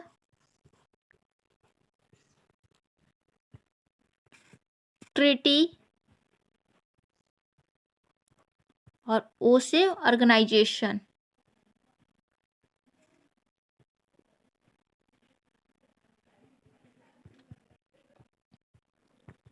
तो नाटो का स्थापना कब हुआ है? तो ये 4 अप्रैल 1949 को हुआ है। और नाटो का फुल फॉर्म क्या होता है बच्चों? तो ये होता है नॉर्थ अटलांटिक ट्रीटी ऑर्गेनाइजेशन। तो आई होप आप सभी को इस क्वेश्चंस भी अच्छे से समझ में आ गए होंगे। तो चलिए अब हम लोग नेक्स्ट क्वेश्चन की ओर बढ़ते हैं। और नेक्स्ट क्वेश्चन है हमारा, अमेरिका के 46वें राष्ट्रपति कौन बने हैं? आप सभी बच्चों को बताना है अमेरिका के 46वें राष्ट्रपति कौन बने हैं। ऑप्शन है Obama, Clinton, Biden, Bush junior. इस प्यारे से क्वेश्चंस का सभी बच्चे कमेंट बॉक्स में आंसर बताएंगे, तो जल्दी से बताएंगे सभी बच्चे, बिल्कुल फास्ट। अमेरिका के 46वें राष्ट्रपति कौन बने हैं? तो जो भी बच्चे ऑप्शन सी की ओर जा रहे हैं बिल्कुल राइट है, वेरी गुड। बहुत से बच्चे का ये क्वेश्चन में आंसर राइट है। तो जो भी बच्चे ऑप्शन सी दे रहे हैं उनका बिल्कुल सही है। तो इस प्यारे से क्वेश्चन का आंसर हो जाएगा बाइडेन। तो अब बात आती है ओबामा। तो ओबामा जो हैं ये अमेरिका के 44वें राष्ट्रपति रह चुके हैं। क्लिंटन जो हैं ये अमेरिका के 41वें राष्ट्रपति हैं। और जो बुश जूनियर हैं ये 42वें व 43वें, 42 और 43वें राष्ट्रपति कौन थे? तो ये बुश जूनियर थे। अब हम लोग जान लेते हैं कि ये बाइडेन का पूरा नाम क्या होता है। तो बाइडेन का पूरा नाम होता है जोसेफ रॉबिनेट बाइडेन जूनियर। आप लोग लिख लीजिएगा, बाइडेन का पूरा नेम होता है जोसेफ रॉबिनेट बाइडेन जूनियर। तो चलिए, आई होप आप सभी लोग को ये भी क्वेश्चंस में कोई डाउट नहीं होंगे। आप लोग अच्छे से इस क्वेश्चन को भी कवर कर लिए होंगे। तो चलिए हम लोग नेक्स्ट क्वेश्चन की ओर बढ़ते हैं। और नेक्स्ट क्वेश्चन है हमारा, भारत के 13वें राष्ट्रपति का नाम क्या है? इस प्यारे से क्वेश्चन का सभी लोग आंसर दीजिएगा। ऑप्शन है हमारा हामिद अंसारी, अब्दुल कलाम, प्रणब मुखर्जी, कोविंद। इस प्यारे से क्वेश्चंस का सभी लोग का आंसर सही आना चाहिए क्योंकि ये हमारे भारत से रिलेटेड क्वेश्चंस है। तो आई होप आप सभी लोग इसका आंसर सही दीजिएगा। तो फटाफट इस प्यारे से क्वेश्चंस को आप लोग अच्छे से बताइए कि इसका राइट आंसर क्या हो जाएगा। जल्दी से बताएंगे सभी बच्चे, बिल्कुल फास्ट। तो वेरी गुड, जो भी बच्चे ऑप्शन सी की ओर जा रहे हैं उनका बिल्कुल राइट है। इस प्यारे से क्वेश्चंस का राइट आंसर हो जाएगा प्रणब मुखर्जी। अब हम लोग बात करते हैं कि भारत के 13वें राष्ट्रपति तो प्रणब मुखर्जी होते हैं। तो ये हामिद अंसारी कौन है? तो भारत के 13वें उपराष्ट्रपति, ये भारत के उपराष्ट्रपति, भारत के 13वें उपराष्ट्रपति कौन है? तो ये है हामिद अंसारी। अब्दुल कलाम, अब्दुल कलाम जो हैं वो भारत के 11वें राष्ट्रपति, 11वें राष्ट्रपति, 11वें राष्ट्रपति कौन है? तो ये है अब्दुल कलाम। और ये कोविंद, कोविंद का पूरा नाम क्या होता है? तो रामनाथ कोविंद। ये भारत के 14वें राष्ट्रपति हैं। भारत के 14वें राष्ट्रपति कौन है? तो ये है रामनाथ कोविंद। और भारत के 15वें राष्ट्रपति कौन बनी है? तो ये तो करंट का है, तो आप सभी लोगों को पता होना चाहिए, द्रौपदी मुर्मू। तो इस प्यारे से क्वेश्चंस का आप सभी को अच्छे से क्लियर हो गए होंगे सारे डाउट्स। तो चलिए हम लोग नेक्स्ट क्वेश्चन की ओर बढ़ते हैं। और नेक्स्ट क्वेश्चन है हमारा, वेटिकन का क्षेत्रफल एकड़ों में कितना है? आप लोगों को बताना है वेटिकन का क्षेत्रफल एकड़ों में कितना है। ऑप्शन है 110, 19, 330, 440, 220। इस प्यारे से क्वेश्चंस का आप सभी बच्चे कमेंट कीजिए, जल्दी से बताएंगे सभी बच्चे, बिल्कुल फास्ट। तो इस प्यारे से क्वेश्चंस का जो भी आंसर ऑप्शन ए की ओर जा रहे हैं उनका बिल्कुल राइट है। तो इसको आप लोग याद रखिएगा कि वेटिकन सिटी का जो क्षेत्रफल होता है वो 110 होता है। तो चलिए नेक्स्ट क्वेश्चन की ओर बढ़ते हैं। नेक्स्ट क्वेश्चन है हमारा, नेल्सन मंडेला कितने समय कारागार में रहे? आप सभी बच्चों को बताना है कि नेल्सन मंडेला कितने समय कारागार में रहे। ऑप्शन है हमारा 18 वर्ष, 18 मास, 40 वर्ष, 18 दिन। इस प्यारे से क्वेश्चंस का सभी बच्चे आंसर देंगे, जल्दी से बताएंगे सभी बच्चे, बिल्कुल फास्ट। तो जो भी बच्चे ऑप्शन ए की ओर आ रहे हैं, जो भी बच्चे ऑप्शन ए दे रहे हैं उनका बिल्कुल राइट है। तो इस प्यारे से क्वेश्चंस का आंसर हो जाएगा 18 वर्ष। तो यहाँ पे भी आप लोगों को डाउट होना चाहिए कि नेल्सन मंडेला तो कारागार में रहे थे 27 साल, बट यहाँ पे ऑप्शन नहीं है 27 साल, तो इसलिए बाई ऑप्शंस का खेल है यहाँ पे।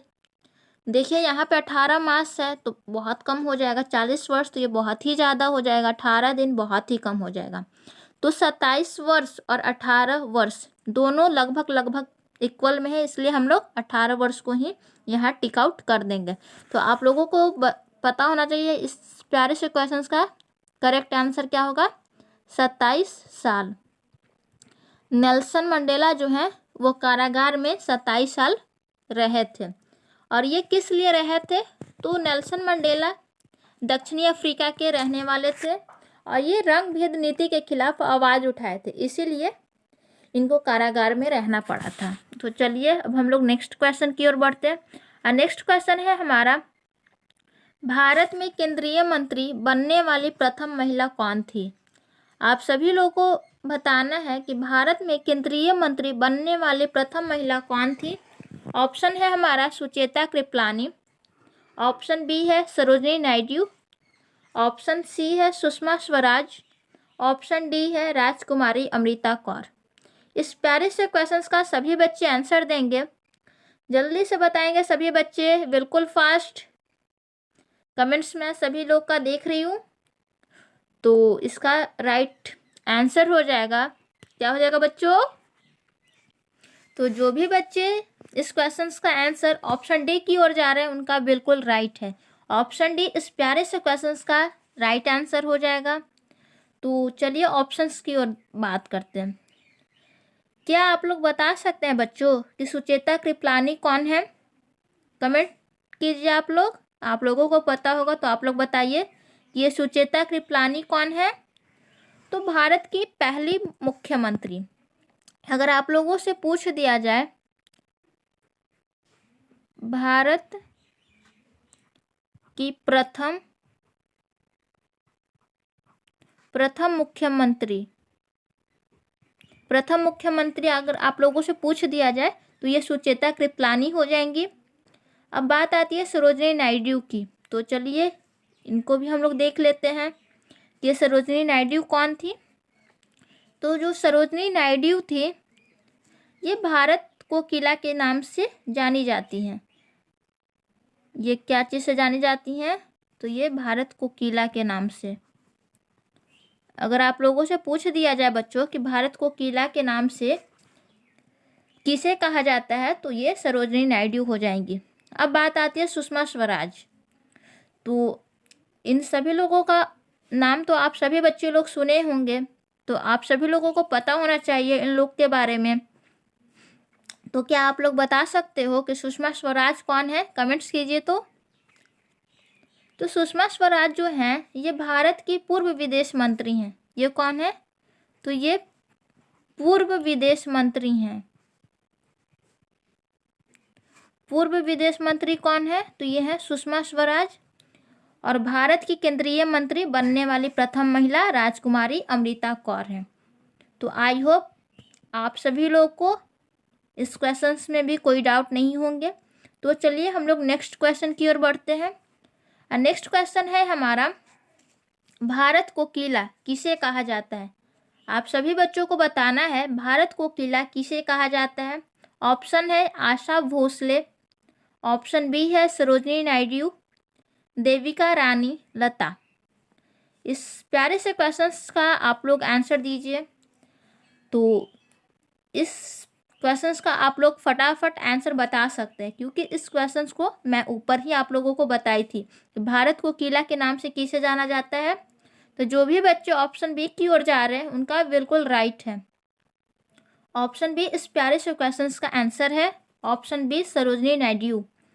अब बात आती है ऑप्शन की ओर। तो आशा भोसले, क्या आप लोग बता सकते हो बच्चे कि आशा भोसले कौन है। तो आशा भोसले जो हैं ये लता मंगेशकर की सिस्टर हैं।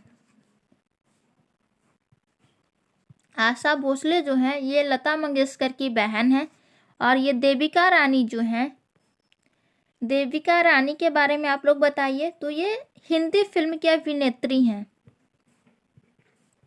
हिंदी फिल्म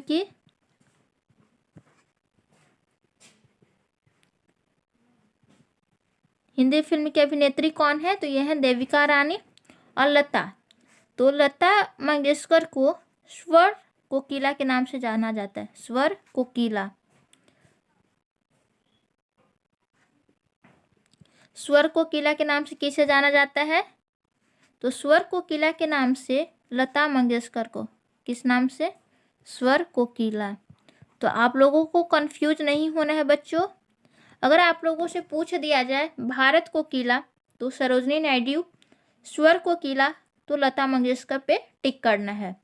तो आई होप आप लोगों को इस क्वेश्चंस में भी कोई डाउट्स नहीं होंगे, और अगर कोई भी डाउट्स रहते हैं तो आप लोग वीडियो के कमेंट सेक्शन में आप लोग अपना डाउट्स पूछिएगा, वहाँ से आप लोग की डाउट्स क्लियर कर दी जाएगी।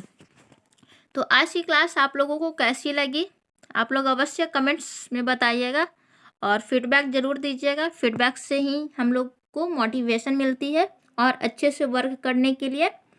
तो जहाँ भी आप लोगों को कोई भी प्रॉब्लम हो आप लोग कमेंट सेक्शन में आप लोग कमेंट्स कीजिएगा, मैं कमेंट्स का रिप्लाई भी दूंगी। तो चलिए मिलते हैं नेक्स्ट क्लास में, तब तक के लिए bye bye, take care, study well. And welcome है आप सभी का पीपीआई ट्यूटोरियल के इस यूट्यूब चैनल पर। आज की क्लास में मैं शिवानी आपका वेलकम करती हूँ, और आज की क्लास बहुत महत्वपूर्ण होने वाली है, तो क्लास को शुरू से अंत तक जरूर देखिएगा अपनी तैयारी को और बेहतरीन करने के लिए। तो चलिए इस क्लास को शुरू करते हैं। सो हेलो स्टूडेंट, तो चलिए आज हम लोग सॉल्व करेंगे जीके का 20 मोस्ट इंपॉर्टेंट वीवीआई क्वेश्चन, जो कि पैरामेडिकल 2022 के लिए बहुत ज़्यादा महत्वपूर्ण होने वाले। तो चलिए हम लोग क्वेश्चन शुरू करते हैं। हमारा पहला क्वेश्चन है, भारत का प्रथम अंदाज पत्र किसने दिया था? ऑप्शन ए में दिया है श्री मोरारजी देसाई, ऑप्शन बी में दिया है Shri T Krishnamachari, option C में दिया हुआ है सी षणमुगम शेट्टी, और ऑप्शन डी में दिया है श्री सी.डी. देशमुख। तो चलिए जल्दी से सभी स्टूडेंट इसका सही उत्तर बताइए।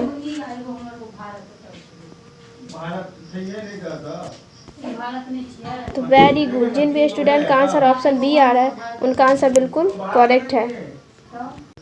तो चलिए हम लोग नेक्स्ट प्रश्न देखते हैं। नेक्स्ट प्रश्न हमारा है, 14 अग्रसर वाणिज्य बैंकों का राष्ट्रीय जो है करण कब हुआ था?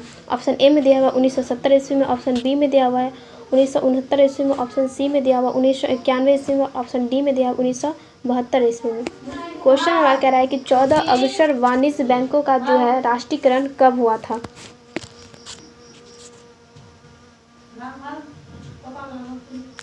तो वेरी गुड, जिन भी स्टूडेंट का आंसर ऑप्शन बी है उनका आंसर बिल्कुल करेक्ट है। ये 19 जुलाई 1969 को जो है 14 वाणिज्य बैंकों का जो है राष्ट्रीयकरण हुआ था। चलिए हम लोग नेक्स्ट प्रश्न देखते हैं। नेक्स्ट प्रश्न हमारा है, सुवर्ण अंकुश कानून किसने दिया था? ऑप्शन ए में दिया जवाहरलाल नेहरू, ऑप्शन बी में दिया लाल बहादुर शास्त्री, ऑप्शन सी में दिया मोरारजी देसाई, ऑप्शन डी में दिया डॉक्टर मनमोहन सिंह। तो चलिए जल्दी से सभी स्टूडेंट इसका आंसर बताइए। क्वेश्चन में कह रहा है कि सुवर्ण अंकुश कानून किसने बनाया था? तो वेरी गुड, जिन भी स्टूडेंट का आंसर ऑप्शन डी है उनका आंसर बिल्कुल करेक्ट है। सुवर्ण अंकुश कानून जो है डॉक्टर मनमोहन सिंह के द्वारा दिया गया था। चलिए हम लोग नेक्स्ट प्रश्न देखते हैं।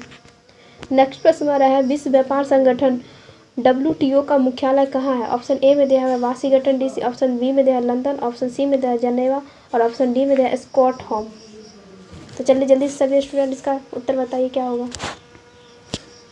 क्वेश्चन में कह रहा है कि विश्व व्यापार संगठन WTO का जो है मुख्यालय कहाँ है? तो वेरी गुड, जिन भी स्टूडेंट का आंसर ऑप्शन सी है उनका आंसर बिल्कुल करेक्ट है। विश्व व्यापार संगठन की स्थापना जो है 1 जनवरी 1995 को की गई थी, और इसका मुख्यालय जो है वो जेनेवा में है।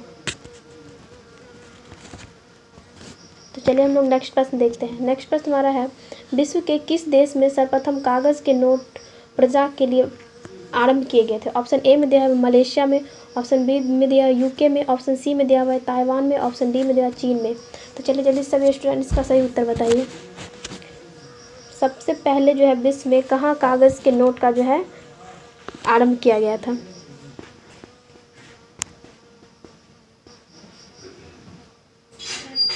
तो वेरी गुड, जिन भी स्टूडेंट का आंसर ऑप्शन सी डी आ रहा है चीन, उनका आंसर बिल्कुल करेक्ट है। सर्वप्रथम कागज़ का जो नोट का जो आरंभ किया गया था वो सबसे पहले चीन में किया गया था। तो चलिए हम लोग नेक्स्ट प्रश्न देखते हैं। नेक्स्ट प्रश्न हमारा है तुलसीदास के देश के शासनकाल के दौरान थे। ऑप्शन ए में दिया है अकबर, ऑप्शन बी में दिया हुआ है बाबर, ऑप्शन सी में दिया है हुमायूं, ऑप्शन डी में दिया है शाहजहां।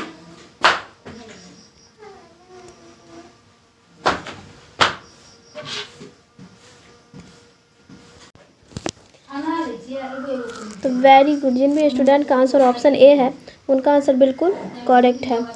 तुलसीदास जो है वो अकबर और जहांगीर दोनों के जो है समकालीन भी थे। तो चलिए हम लोग नेक्स्ट प्रश्न देखते हैं। नेक्स्ट प्रश्न हमारा है सिंधु घाटी सभ्यता की लिपि है। ऑप्शन ए में दिया है द्रविड़ भाषा में, ऑप्शन बी में दिया है प्राकृतिक भाषा में, ऑप्शन सी में दिया है संस्कृत भाषा में और ऑप्शन डी में दिया हुआ है अभी तक उदाचित नहीं हुई है। तो चलिए जल्दी सभी स्टूडेंट का सही उत्तर बताइए। क्वेश्चन हमारा कह रहा है कि सिंधु घाटी सभ्यता की लिपि है। सिंधु घाटी सभ्यता की लिपि जो है क्या है?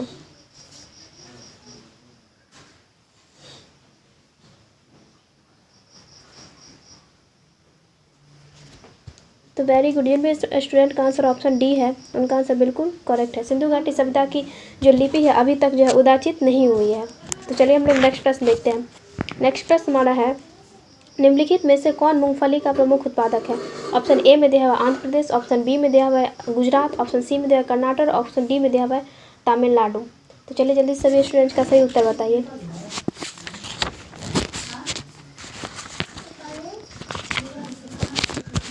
वेरी गुड, जिन भी स्टूडेंट का आंसर ऑप्शन बी है उनका आंसर बिल्कुल करेक्ट है। गुजरात में जो है 80% मूंगफली का उत्पादन होता है।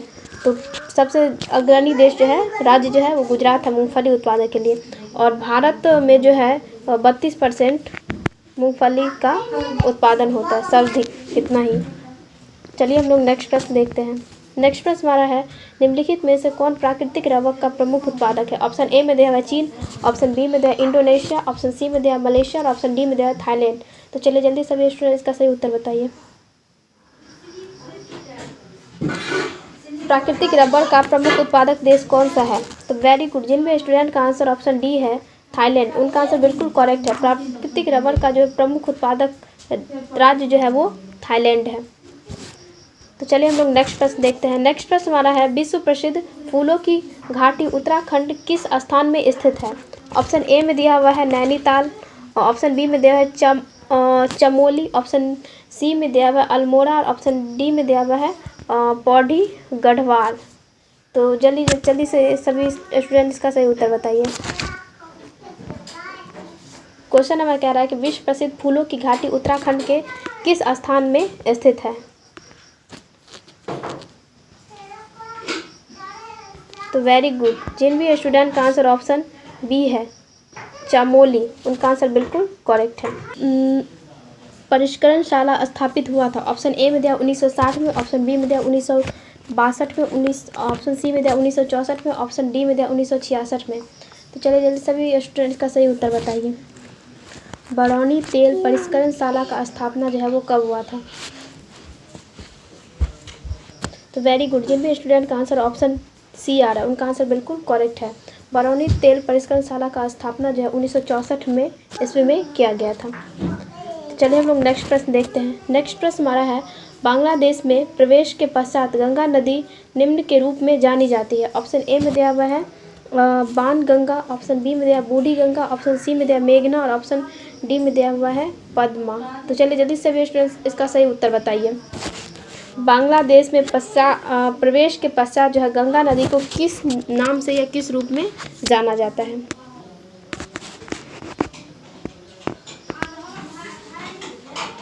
तो वेरी गुड, जिन भी स्टूडेंट का आंसर ऑप्शन डी है उनका आंसर बिल्कुल करेक्ट है। बांग्लादेश में प्रवेश के पश्चात गंगा नदी को जो है पद्मा के नाम से जाना जाता है। तो चलिए हम लोग नेक्स्ट प्रश्न देखते हैं। नेक्स्ट प्रश्न हमारा निम्नलिखित राज्यों में कौन एक साधारण नमक का अधिकतम उत्पादन करता है? ऑप्शन ए में दिया हुआ है गुजरात, ऑप्शन बी में दिया है कर्नाटक, ऑप्शन सी में दिया है महाराष्ट्र और ऑप्शन डी में दिया हुआ है राजस्थान। तो चलिए जल्दी से सभी स्टूडेंट्स का सही उत्तर बताइए। क्वेश्चन हमारा कह रहा है कि निम्नलिखित में से किस राज्यों में है, मतलब राज्य में कौन सा एक साधारण नमक का अधिक उत्पादन करता है? साधारण नमक का जो है सर्वाधिक उत्पादन करने वाला राज्य कौन सा है? तो वेरी गुड, जिन भी स्टूडेंट का आंसर ऑप्शन ए है उनका आंसर बिल्कुल करेक्ट है। सबसे अधिक साधारण नमक का उत्पादन जो है गुजरात राज्य में होता है। चलिए हम लोग नेक्स्ट प्रश्न देखते हैं। नेक्स्ट प्रश्न क्वेश्चन हमारा है, नाथुला दर्रा भारत को जोड़ता है। ऑप्शन ए में दिया है बांग्लादेश से, ऑप्शन बी में दिया हुआ है चीन से, ऑप्शन सी में दिया है म्यांमार से और ऑप्शन डी में दिया है नेपाल से। तो चलिए जल्दी से सभी स्टूडेंट्स का सही उत्तर बताइए, क्या होगा कमेंट्स में जल्दी से बताइए। क्वेश्चन हमारा है कि नाथुला दर्रा भारत को जो है किस राज्य से जोड़ता है? तो वेरी गुड, जिन भी स्टूडेंट का आंसर ऑप्शन बी है उनका आंसर बिल्कुल करेक्ट है। नाथुला दर्रा जो है भारत को चीन से जोड़ता है। तो चलिए हम लोग नेक्स्ट प्रश्न देखते हैं। नेक्स्ट प्रश्न हमारा है, निम्नलिखित नदियों में किस एक का मानसरोवर झील के पास स्रोत नहीं है? ऑप्शन ए में दिया हुआ चिनाब, ऑप्शन बी में दिया हुआ झेलम, ऑप्शन सी में दिया हुआ सिंधु और ऑप्शन डी में दिया हुआ सतलज। तो वेरी गुड, जिन भी स्टूडेंट का आंसर ऑप्शन बी आ रहा है उनका आंसर बिल्कुल करेक्ट है।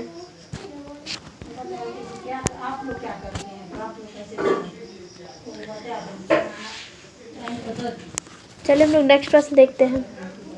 नेक्स्ट प्रश्न हमारा है, प्रथम संवैधानिक संशोधन अधिनियम 1951 संबंधित है। ऑप्शन ए में दिया देश की सुरक्षा से, ऑप्शन बी में दिया हुआ भारत के प्रधानमंत्री की सुरक्षा से, ऑप्शन सी में दिया कुछ राज्यों की कृषि भूमि सुधार से और ऑप्शन डी में दिया हुआ है स्थानीय स्वायत्त शासन से।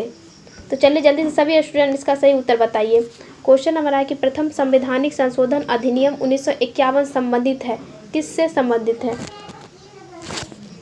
तो वेरी गुड, जिन भी स्टूडेंट का आंसर ऑप्शन सी है उनका आंसर बिल्कुल करेक्ट है। प्रथम संविधान संशोधन अधिनियम 1951 जो है वो कुछ राज्यों की कृषि भूमि सुधार से संबंधित है। तो चलिए हम लोग नेक्स्ट प्रश्न देखते हैं। नेक्स्ट प्रश्न हमारा है, उच्च न्यायालय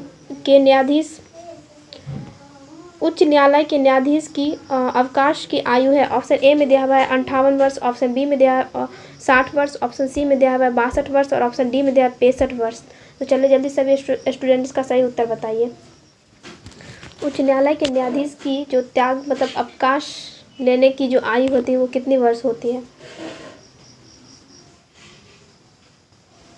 तो वेरी गुड, जिन भी स्टूडेंट का आंसर ऑप्शन सी है उनका आंसर बिल्कुल करेक्ट है। उच्च न्यायालय के न्यायाधीश के जो है अवकाश लेने की आयु जो होती है वो 62 वर्ष होती है। Hello my dear lovely students, आप लोगों का एक बार फिर से स्वागत है आपके अपने यूट्यूब चैनल पीपीआई ट्यूटोरियल में। मैं रानी आज आप लोगों को हिंदी पढ़ाऊंगी। आज का ये क्लास आप सभी के लिए बहुत ही ज़्यादा महत्वपूर्ण होने वाली है, सो आप लोग लास्ट तक बने रहिएगा। तो चलिए बच्चों, आज के इस बेहतरीन क्लास को हम लोग स्टार्ट करते हैं। सबसे पहला क्वेश्चन है बच्चों, विधि शब्द का यह अर्थ नहीं है। Option number A Brahma, option number B भाग्य, ऑप्शन नंबर सी तरीका, ऑप्शन नंबर डी विष्णु। तो चलिए सभी बच्चे बताएंगे कि विधि शब्द का यह अर्थ नहीं है। सभी बच्चे फास्ट आंसर करेंगे। मैं सभी का आंसर देख रही हूँ, सभी बच्चे फास्ट आंसर करेंगे। वेरी गुड, जिन बच्चों का आंसर ऑप्शन नंबर डी की ओर जा रहा है वो बिल्कुल सही है। ठीक है बच्चों, जिन बच्चों का आंसर ऑप्शन नंबर डी आया है वो बिल्कुल सही है। बच्चों क्वेश्चन क्या था? विधि शब्द का यह अर्थ नहीं है। ऑप्शन नंबर ए में क्या था बच्चों? ब्रह्मा। ये क्या है बच्चों? ये विधि शब्द का अर्थ है। ठीक है बच्चों। नेक्स्ट ऑप्शन नंबर बी में क्या है बच्चों? भाग्य। भाग्य भी क्या है बच्चों? विधि शब्द का अर्थ है। ठीक है बच्चों। नेक्स्ट ऑप्शन नंबर सी में क्या है बच्चों? तरीका। ये भी आपका क्या है? विधि शब्द का अर्थ है। नेक्स्ट ऑप्शन नंबर डी में क्या है बच्चों? विष्णु। ये आपका विधि शब्द का अर्थ नहीं है। ठीक है बच्चों, इसलिए आपका करेक्ट आंसर हो जाएगा वो हो जाएगा ऑप्शन नंबर डी। हम लोग नेक्स्ट क्वेश्चन की ओर बढ़े बच्चों। नेक्स्ट क्वेश्चन है बच्चों, निम्न में से कौन भाववाचक संज्ञा नहीं है? ऑप्शन नंबर ए चतुरता, ऑप्शन नंबर बी मिठास, ऑप्शन नंबर सी मधुर, ऑप्शन नंबर डी आलस्य। तो चलिए सभी बच्चे बताएंगे कि निम्न में से कौन भाववाचक संज्ञा नहीं है। सभी बच्चे फास्ट आंसर करेंगे। मैं सभी का आंसर पढ़ रही हूँ, सभी बच्चे फास्ट आंसर करेंगे। Very good. जिन बच्चों का आंसर ऑप्शन नंबर सी की ओर जा रहा है वो बिल्कुल सही है। ठीक है बच्चों क्वेश्चन में पूछ रहा था कि निम्न में से कौन भाववाचक संज्ञा नहीं है। ठीक है बच्चों, ऑप्शन नंबर ए में क्या है बच्चों? चतुरता। चतुरता क्या है बच्चों? ये आपका भाववाचक संज्ञा है। ठीक है बच्चों, चतुरता किससे बना है बच्चों? चतुर शब्द से। चतुर शब्द से क्या बना है? चतुरता। तो ये आपका क्या है बच्चों? भाववाचक संज्ञा। ठीक है बच्चों, नेक्स्ट ऑप्शन नंबर बी में क्या है बच्चों? मिठास। मिठास क्या है बच्चों? ये भी आपका भाववाचक संज्ञा है। ठीक है बच्चों, मिठास किस शब्द से मिलकर के बना है? मिठास बना है मीठा से। ठीक है बच्चों, मिठास क्या बना है? मिठास। ये आपका क्या है? भाववाचक संज्ञा। ठीक है बच्चों, नेक्स्ट ऑप्शन नंबर सी में है बच्चों मधुर। मधुर क्या है बच्चों? ये भाववाचक संज्ञा नहीं है। मधुर से क्या बनता है बच्चों? मधुरता। ठीक है बच्चों, अगर मधुर से मधुरता बनता है बच्चों, अगर ऑप्शन में मधुरता होता तो आपका ये क्या होता? भाववाचक संज्ञा। लेकिन क्या है बच्चों? मधुर। तो ये क्या है बच्चों? आपका भाववाचक संज्ञा नहीं है। ठीक है बच्चों, नेक्स्ट ऑप्शन नंबर डी में क्या है बच्चों? आलस्य। ये आपका क्या है बच्चों? भाववाचक संज्ञा। तो आपका करेक्ट आंसर हो जाएगा बच्चों, वो हो जाएगा ऑप्शन नंबर सी। ठीक है बच्चों, हम लोग नेक्स्ट क्वेश्चन की ओर बढ़े। नेक्स्ट क्वेश्चन है बच्चों, विद्वान का स्त्रीलिंग है। ऑप्शन नंबर ए विदुषी, ऑप्शन नंबर बी गुणवती, ऑप्शन नंबर सी बुद्धिमती, ऑप्शन नंबर डी सूता। तो चलिए सभी बच्चे बताएंगे कि विद्वान का स्त्रीलिंग है। सभी बच्चे फास्ट आंसर करेंगे। मैं सभी का आंसर पढ़ रही हूँ, सभी बच्चे फास्ट आंसर करेंगे। Very good. जिन बच्चों का आंसर ऑप्शन नंबर ए की ओर जा रहा है वो बिल्कुल सही है। ठीक है बच्चों, इसमें क्या पूछा जा रहा था बच्चों? इसमें क्या पूछा जा रहा था बच्चों? विद्वान का स्त्रीलिंग। ठीक है बच्चों, विद्वान का स्त्रीलिंग क्या होता है बच्चों? विदुषी। ठीक है बच्चों, नेक्स्ट ऑप्शन नंबर बी में क्या है बच्चों? गुणवती। तो गुणवती का अर्थ क्या होता है बच्चों? गुणवती का अर्थ होता है गुणवान स्त्री। ठीक है बच्चों, गुणवती का अर्थ क्या होता है? गुणवान स्त्री।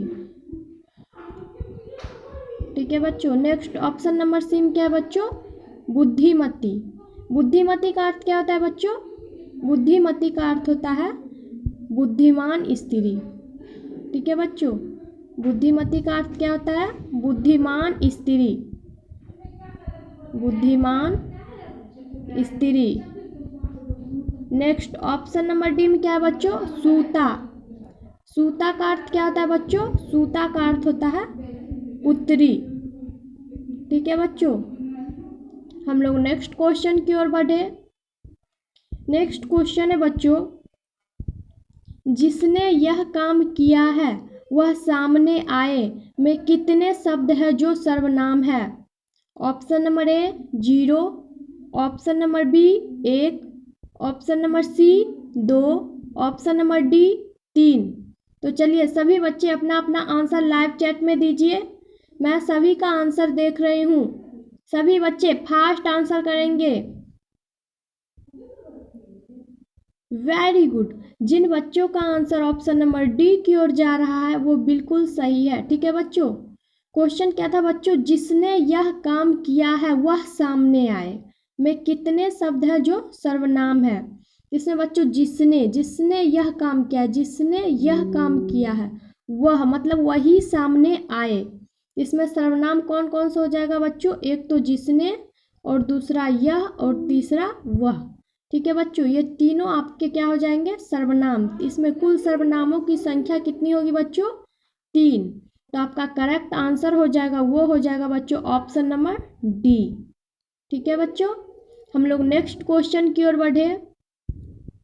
नेक्स्ट क्वेश्चन है बच्चों, निम्न में से कौन सा विशेषण नहीं है? ऑप्शन नंबर ए अनुभव, ऑप्शन नंबर बी उपयोगी, ऑप्शन नंबर सी आर्थिक, ऑप्शन नंबर डी काल्पनिक। तो चलिए सभी बच्चे अपना अपना आंसर लाइव चैट में दीजिए। मैं सभी का आंसर पढ़ रही हूँ, सभी बच्चे फास्ट आंसर करेंगे। Very good.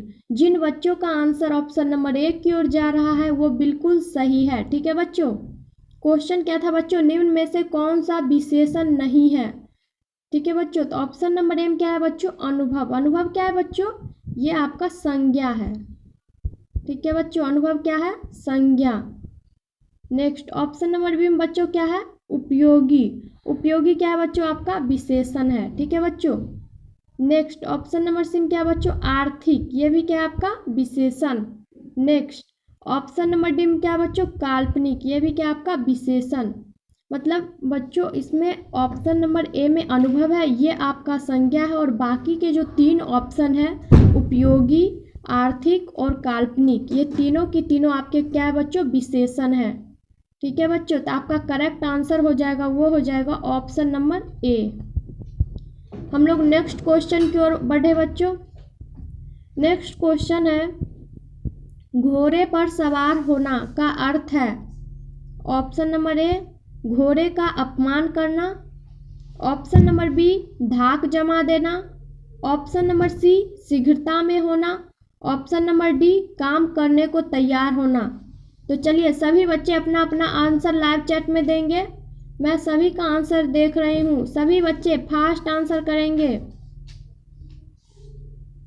Very good. जिन बच्चों का आंसर ऑप्शन नंबर सी की ओर जा रहा है वो बिल्कुल सही है। ठीक है बच्चों, घोड़े पर सवार होने का अर्थ क्या होता है बच्चों, शीघ्रता में होना। ठीक है बच्चों, हम लोग नेक्स्ट क्वेश्चन की ओर बढ़े। नेक्स्ट क्वेश्चन है बच्चों, यह आकाश का पर्यायवाची नहीं है। ऑप्शन नंबर ए, नभ। ऑप्शन नंबर बी, गगन। ऑप्शन नंबर सी, व्योम। ऑप्शन नंबर डी, पावक। तो चलिए सभी बच्चे अपना अपना आंसर लाइव चैट में दीजिए। मैं सभी का आंसर देख रही हूँ, सभी बच्चे फास्ट आंसर करेंगे।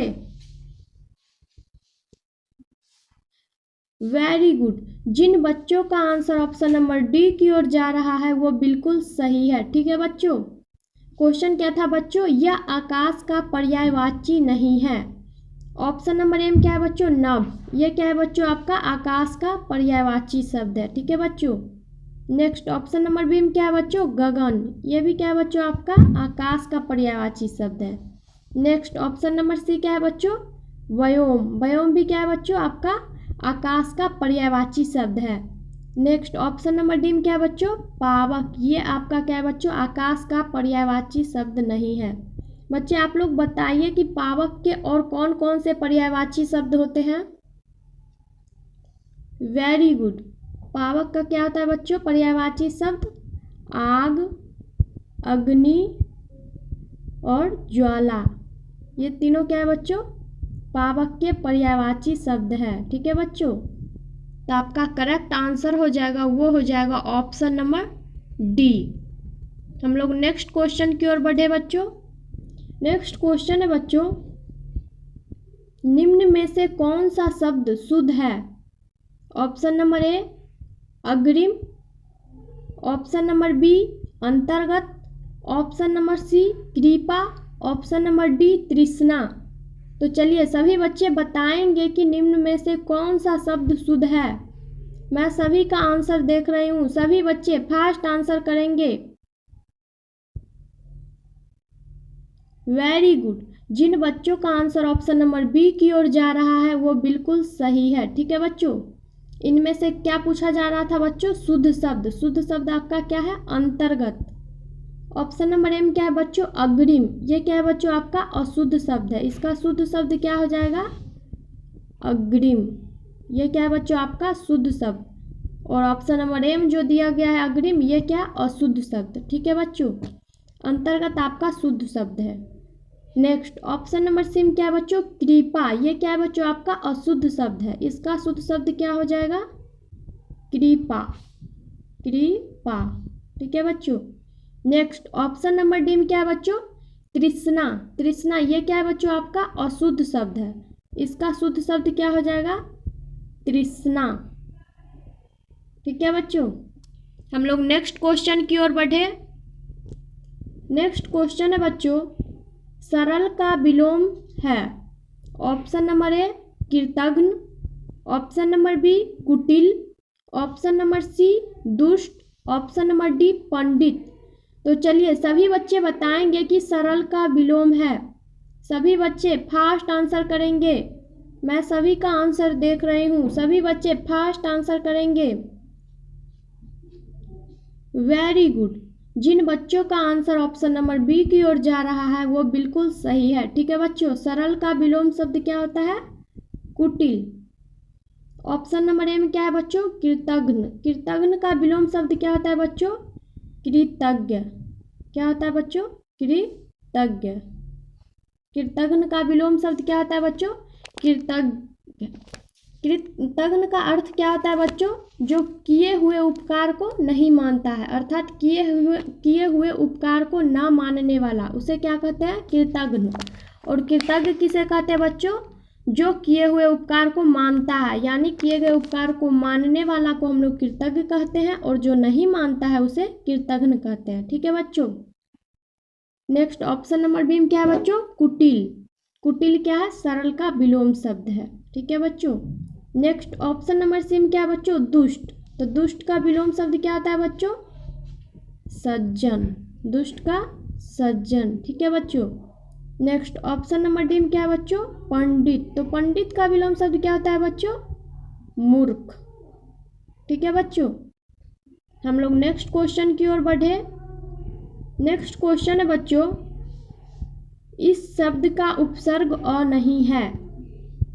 ऑप्शन नंबर ए अधिकार, ऑप्शन नंबर बी अचेत, ऑप्शन नंबर सी अधर्म, ऑप्शन नंबर डी असत्य। तो चलिए सभी बच्चे अपना अपना आंसर लाइव चैट में दीजिए। मैं सभी का आंसर पढ़ रही हूँ, सभी बच्चे फास्ट आंसर करेंगे। Very good. जिन बच्चों का आंसर ऑप्शन नंबर ए की ओर जा रहा है वो बिल्कुल सही है। ठीक है बच्चों। क्वेश्चन क्या था बच्चों? इस शब्द का उपसर्ग अ नहीं है। तो ऑप्शन नंबर ए में क्या था बच्चों? अधिकार। अधिकार में कौन सा उपसर्ग है बच्चों? अधिकार में अधि जोर कार। बच्चों आप लोग बताइए कि अधिकार में कौन सा उपसर्ग है? अधि। ठीक है बच्चों। इसमें कौन सा उपसर्ग है? अधि। तो इसमें पूछ रहा था बच्चों क्वेश्चन में, इस शब्द का उपसर्ग अ नहीं है, तो इसका अ नहीं है, इसका क्या है? अधि। तो आपका करेक्ट आंसर हो जाएगा, वो हो जाएगा ऑप्शन नंबर ए। ठीक है बच्चों। नेक्स्ट ऑप्शन नंबर बी में क्या है बच्चों? अचेत। अचेत क्या हो जाएगा बच्चों? इसमें कौन सा उपसर्ग है? अचेत में अ जोड़ चेत बराबर अचेत। क्या है बच्चों? अ जोड़ चेत बराबर क्या हो जाएगा? अचेत। सॉरी बच्चों, क्या हो जाएगा आपका? अ जोड़ चेत बराबर अचेत। तो इसमें कौन सा उपसर्ग हो जाएगा बच्चों? अ हो जाएगा। ठीक है बच्चों। इसमें कौन सा उपसर्ग हो जाएगा? अ। नेक्स्ट ऑप्शन नंबर सी में क्या है बच्चों? अधर्म। तो अधर्म में क्या हो जाएगा बच्चों? कौन सा उपसर्ग है? अ जोड़ धर्म बराबर अधर्म। तो अधर्म में कौन सा उपसर्ग है बच्चों? अ उपसर्ग है। ठीक है बच्चों। इसमें भी क्या है? अ उपसर्ग है। नेक्स्ट ऑप्शन नंबर डी में क्या है बच्चों? असत्य। असत्य, इसमें कौन सा उपसर्ग है बच्चों? अ जोड़ सत्य बराबर असत्य। तो असत्य में कौन सा उपसर्ग है? अ। बच्चों इन तीनों ऑप्शन में, ऑप्शन नंबर बी में अचेत में अ उपसर्ग है, ऑप्शन नंबर सी में अ उपसर्ग है, और ऑप्शन नंबर डी में भी क्या है? अ उपसर्ग है। इन तीनों में क्या है बच्चों? अ उपसर्ग है। और ऑप्शन नंबर ए में कौन सा उपसर्ग था बच्चों? अधि। इसका करेक्ट आंसर हो जाएगा, वो हो जाएगा बच्चों ऑप्शन नंबर ए। ठीक है बच्चों। Thank you. तो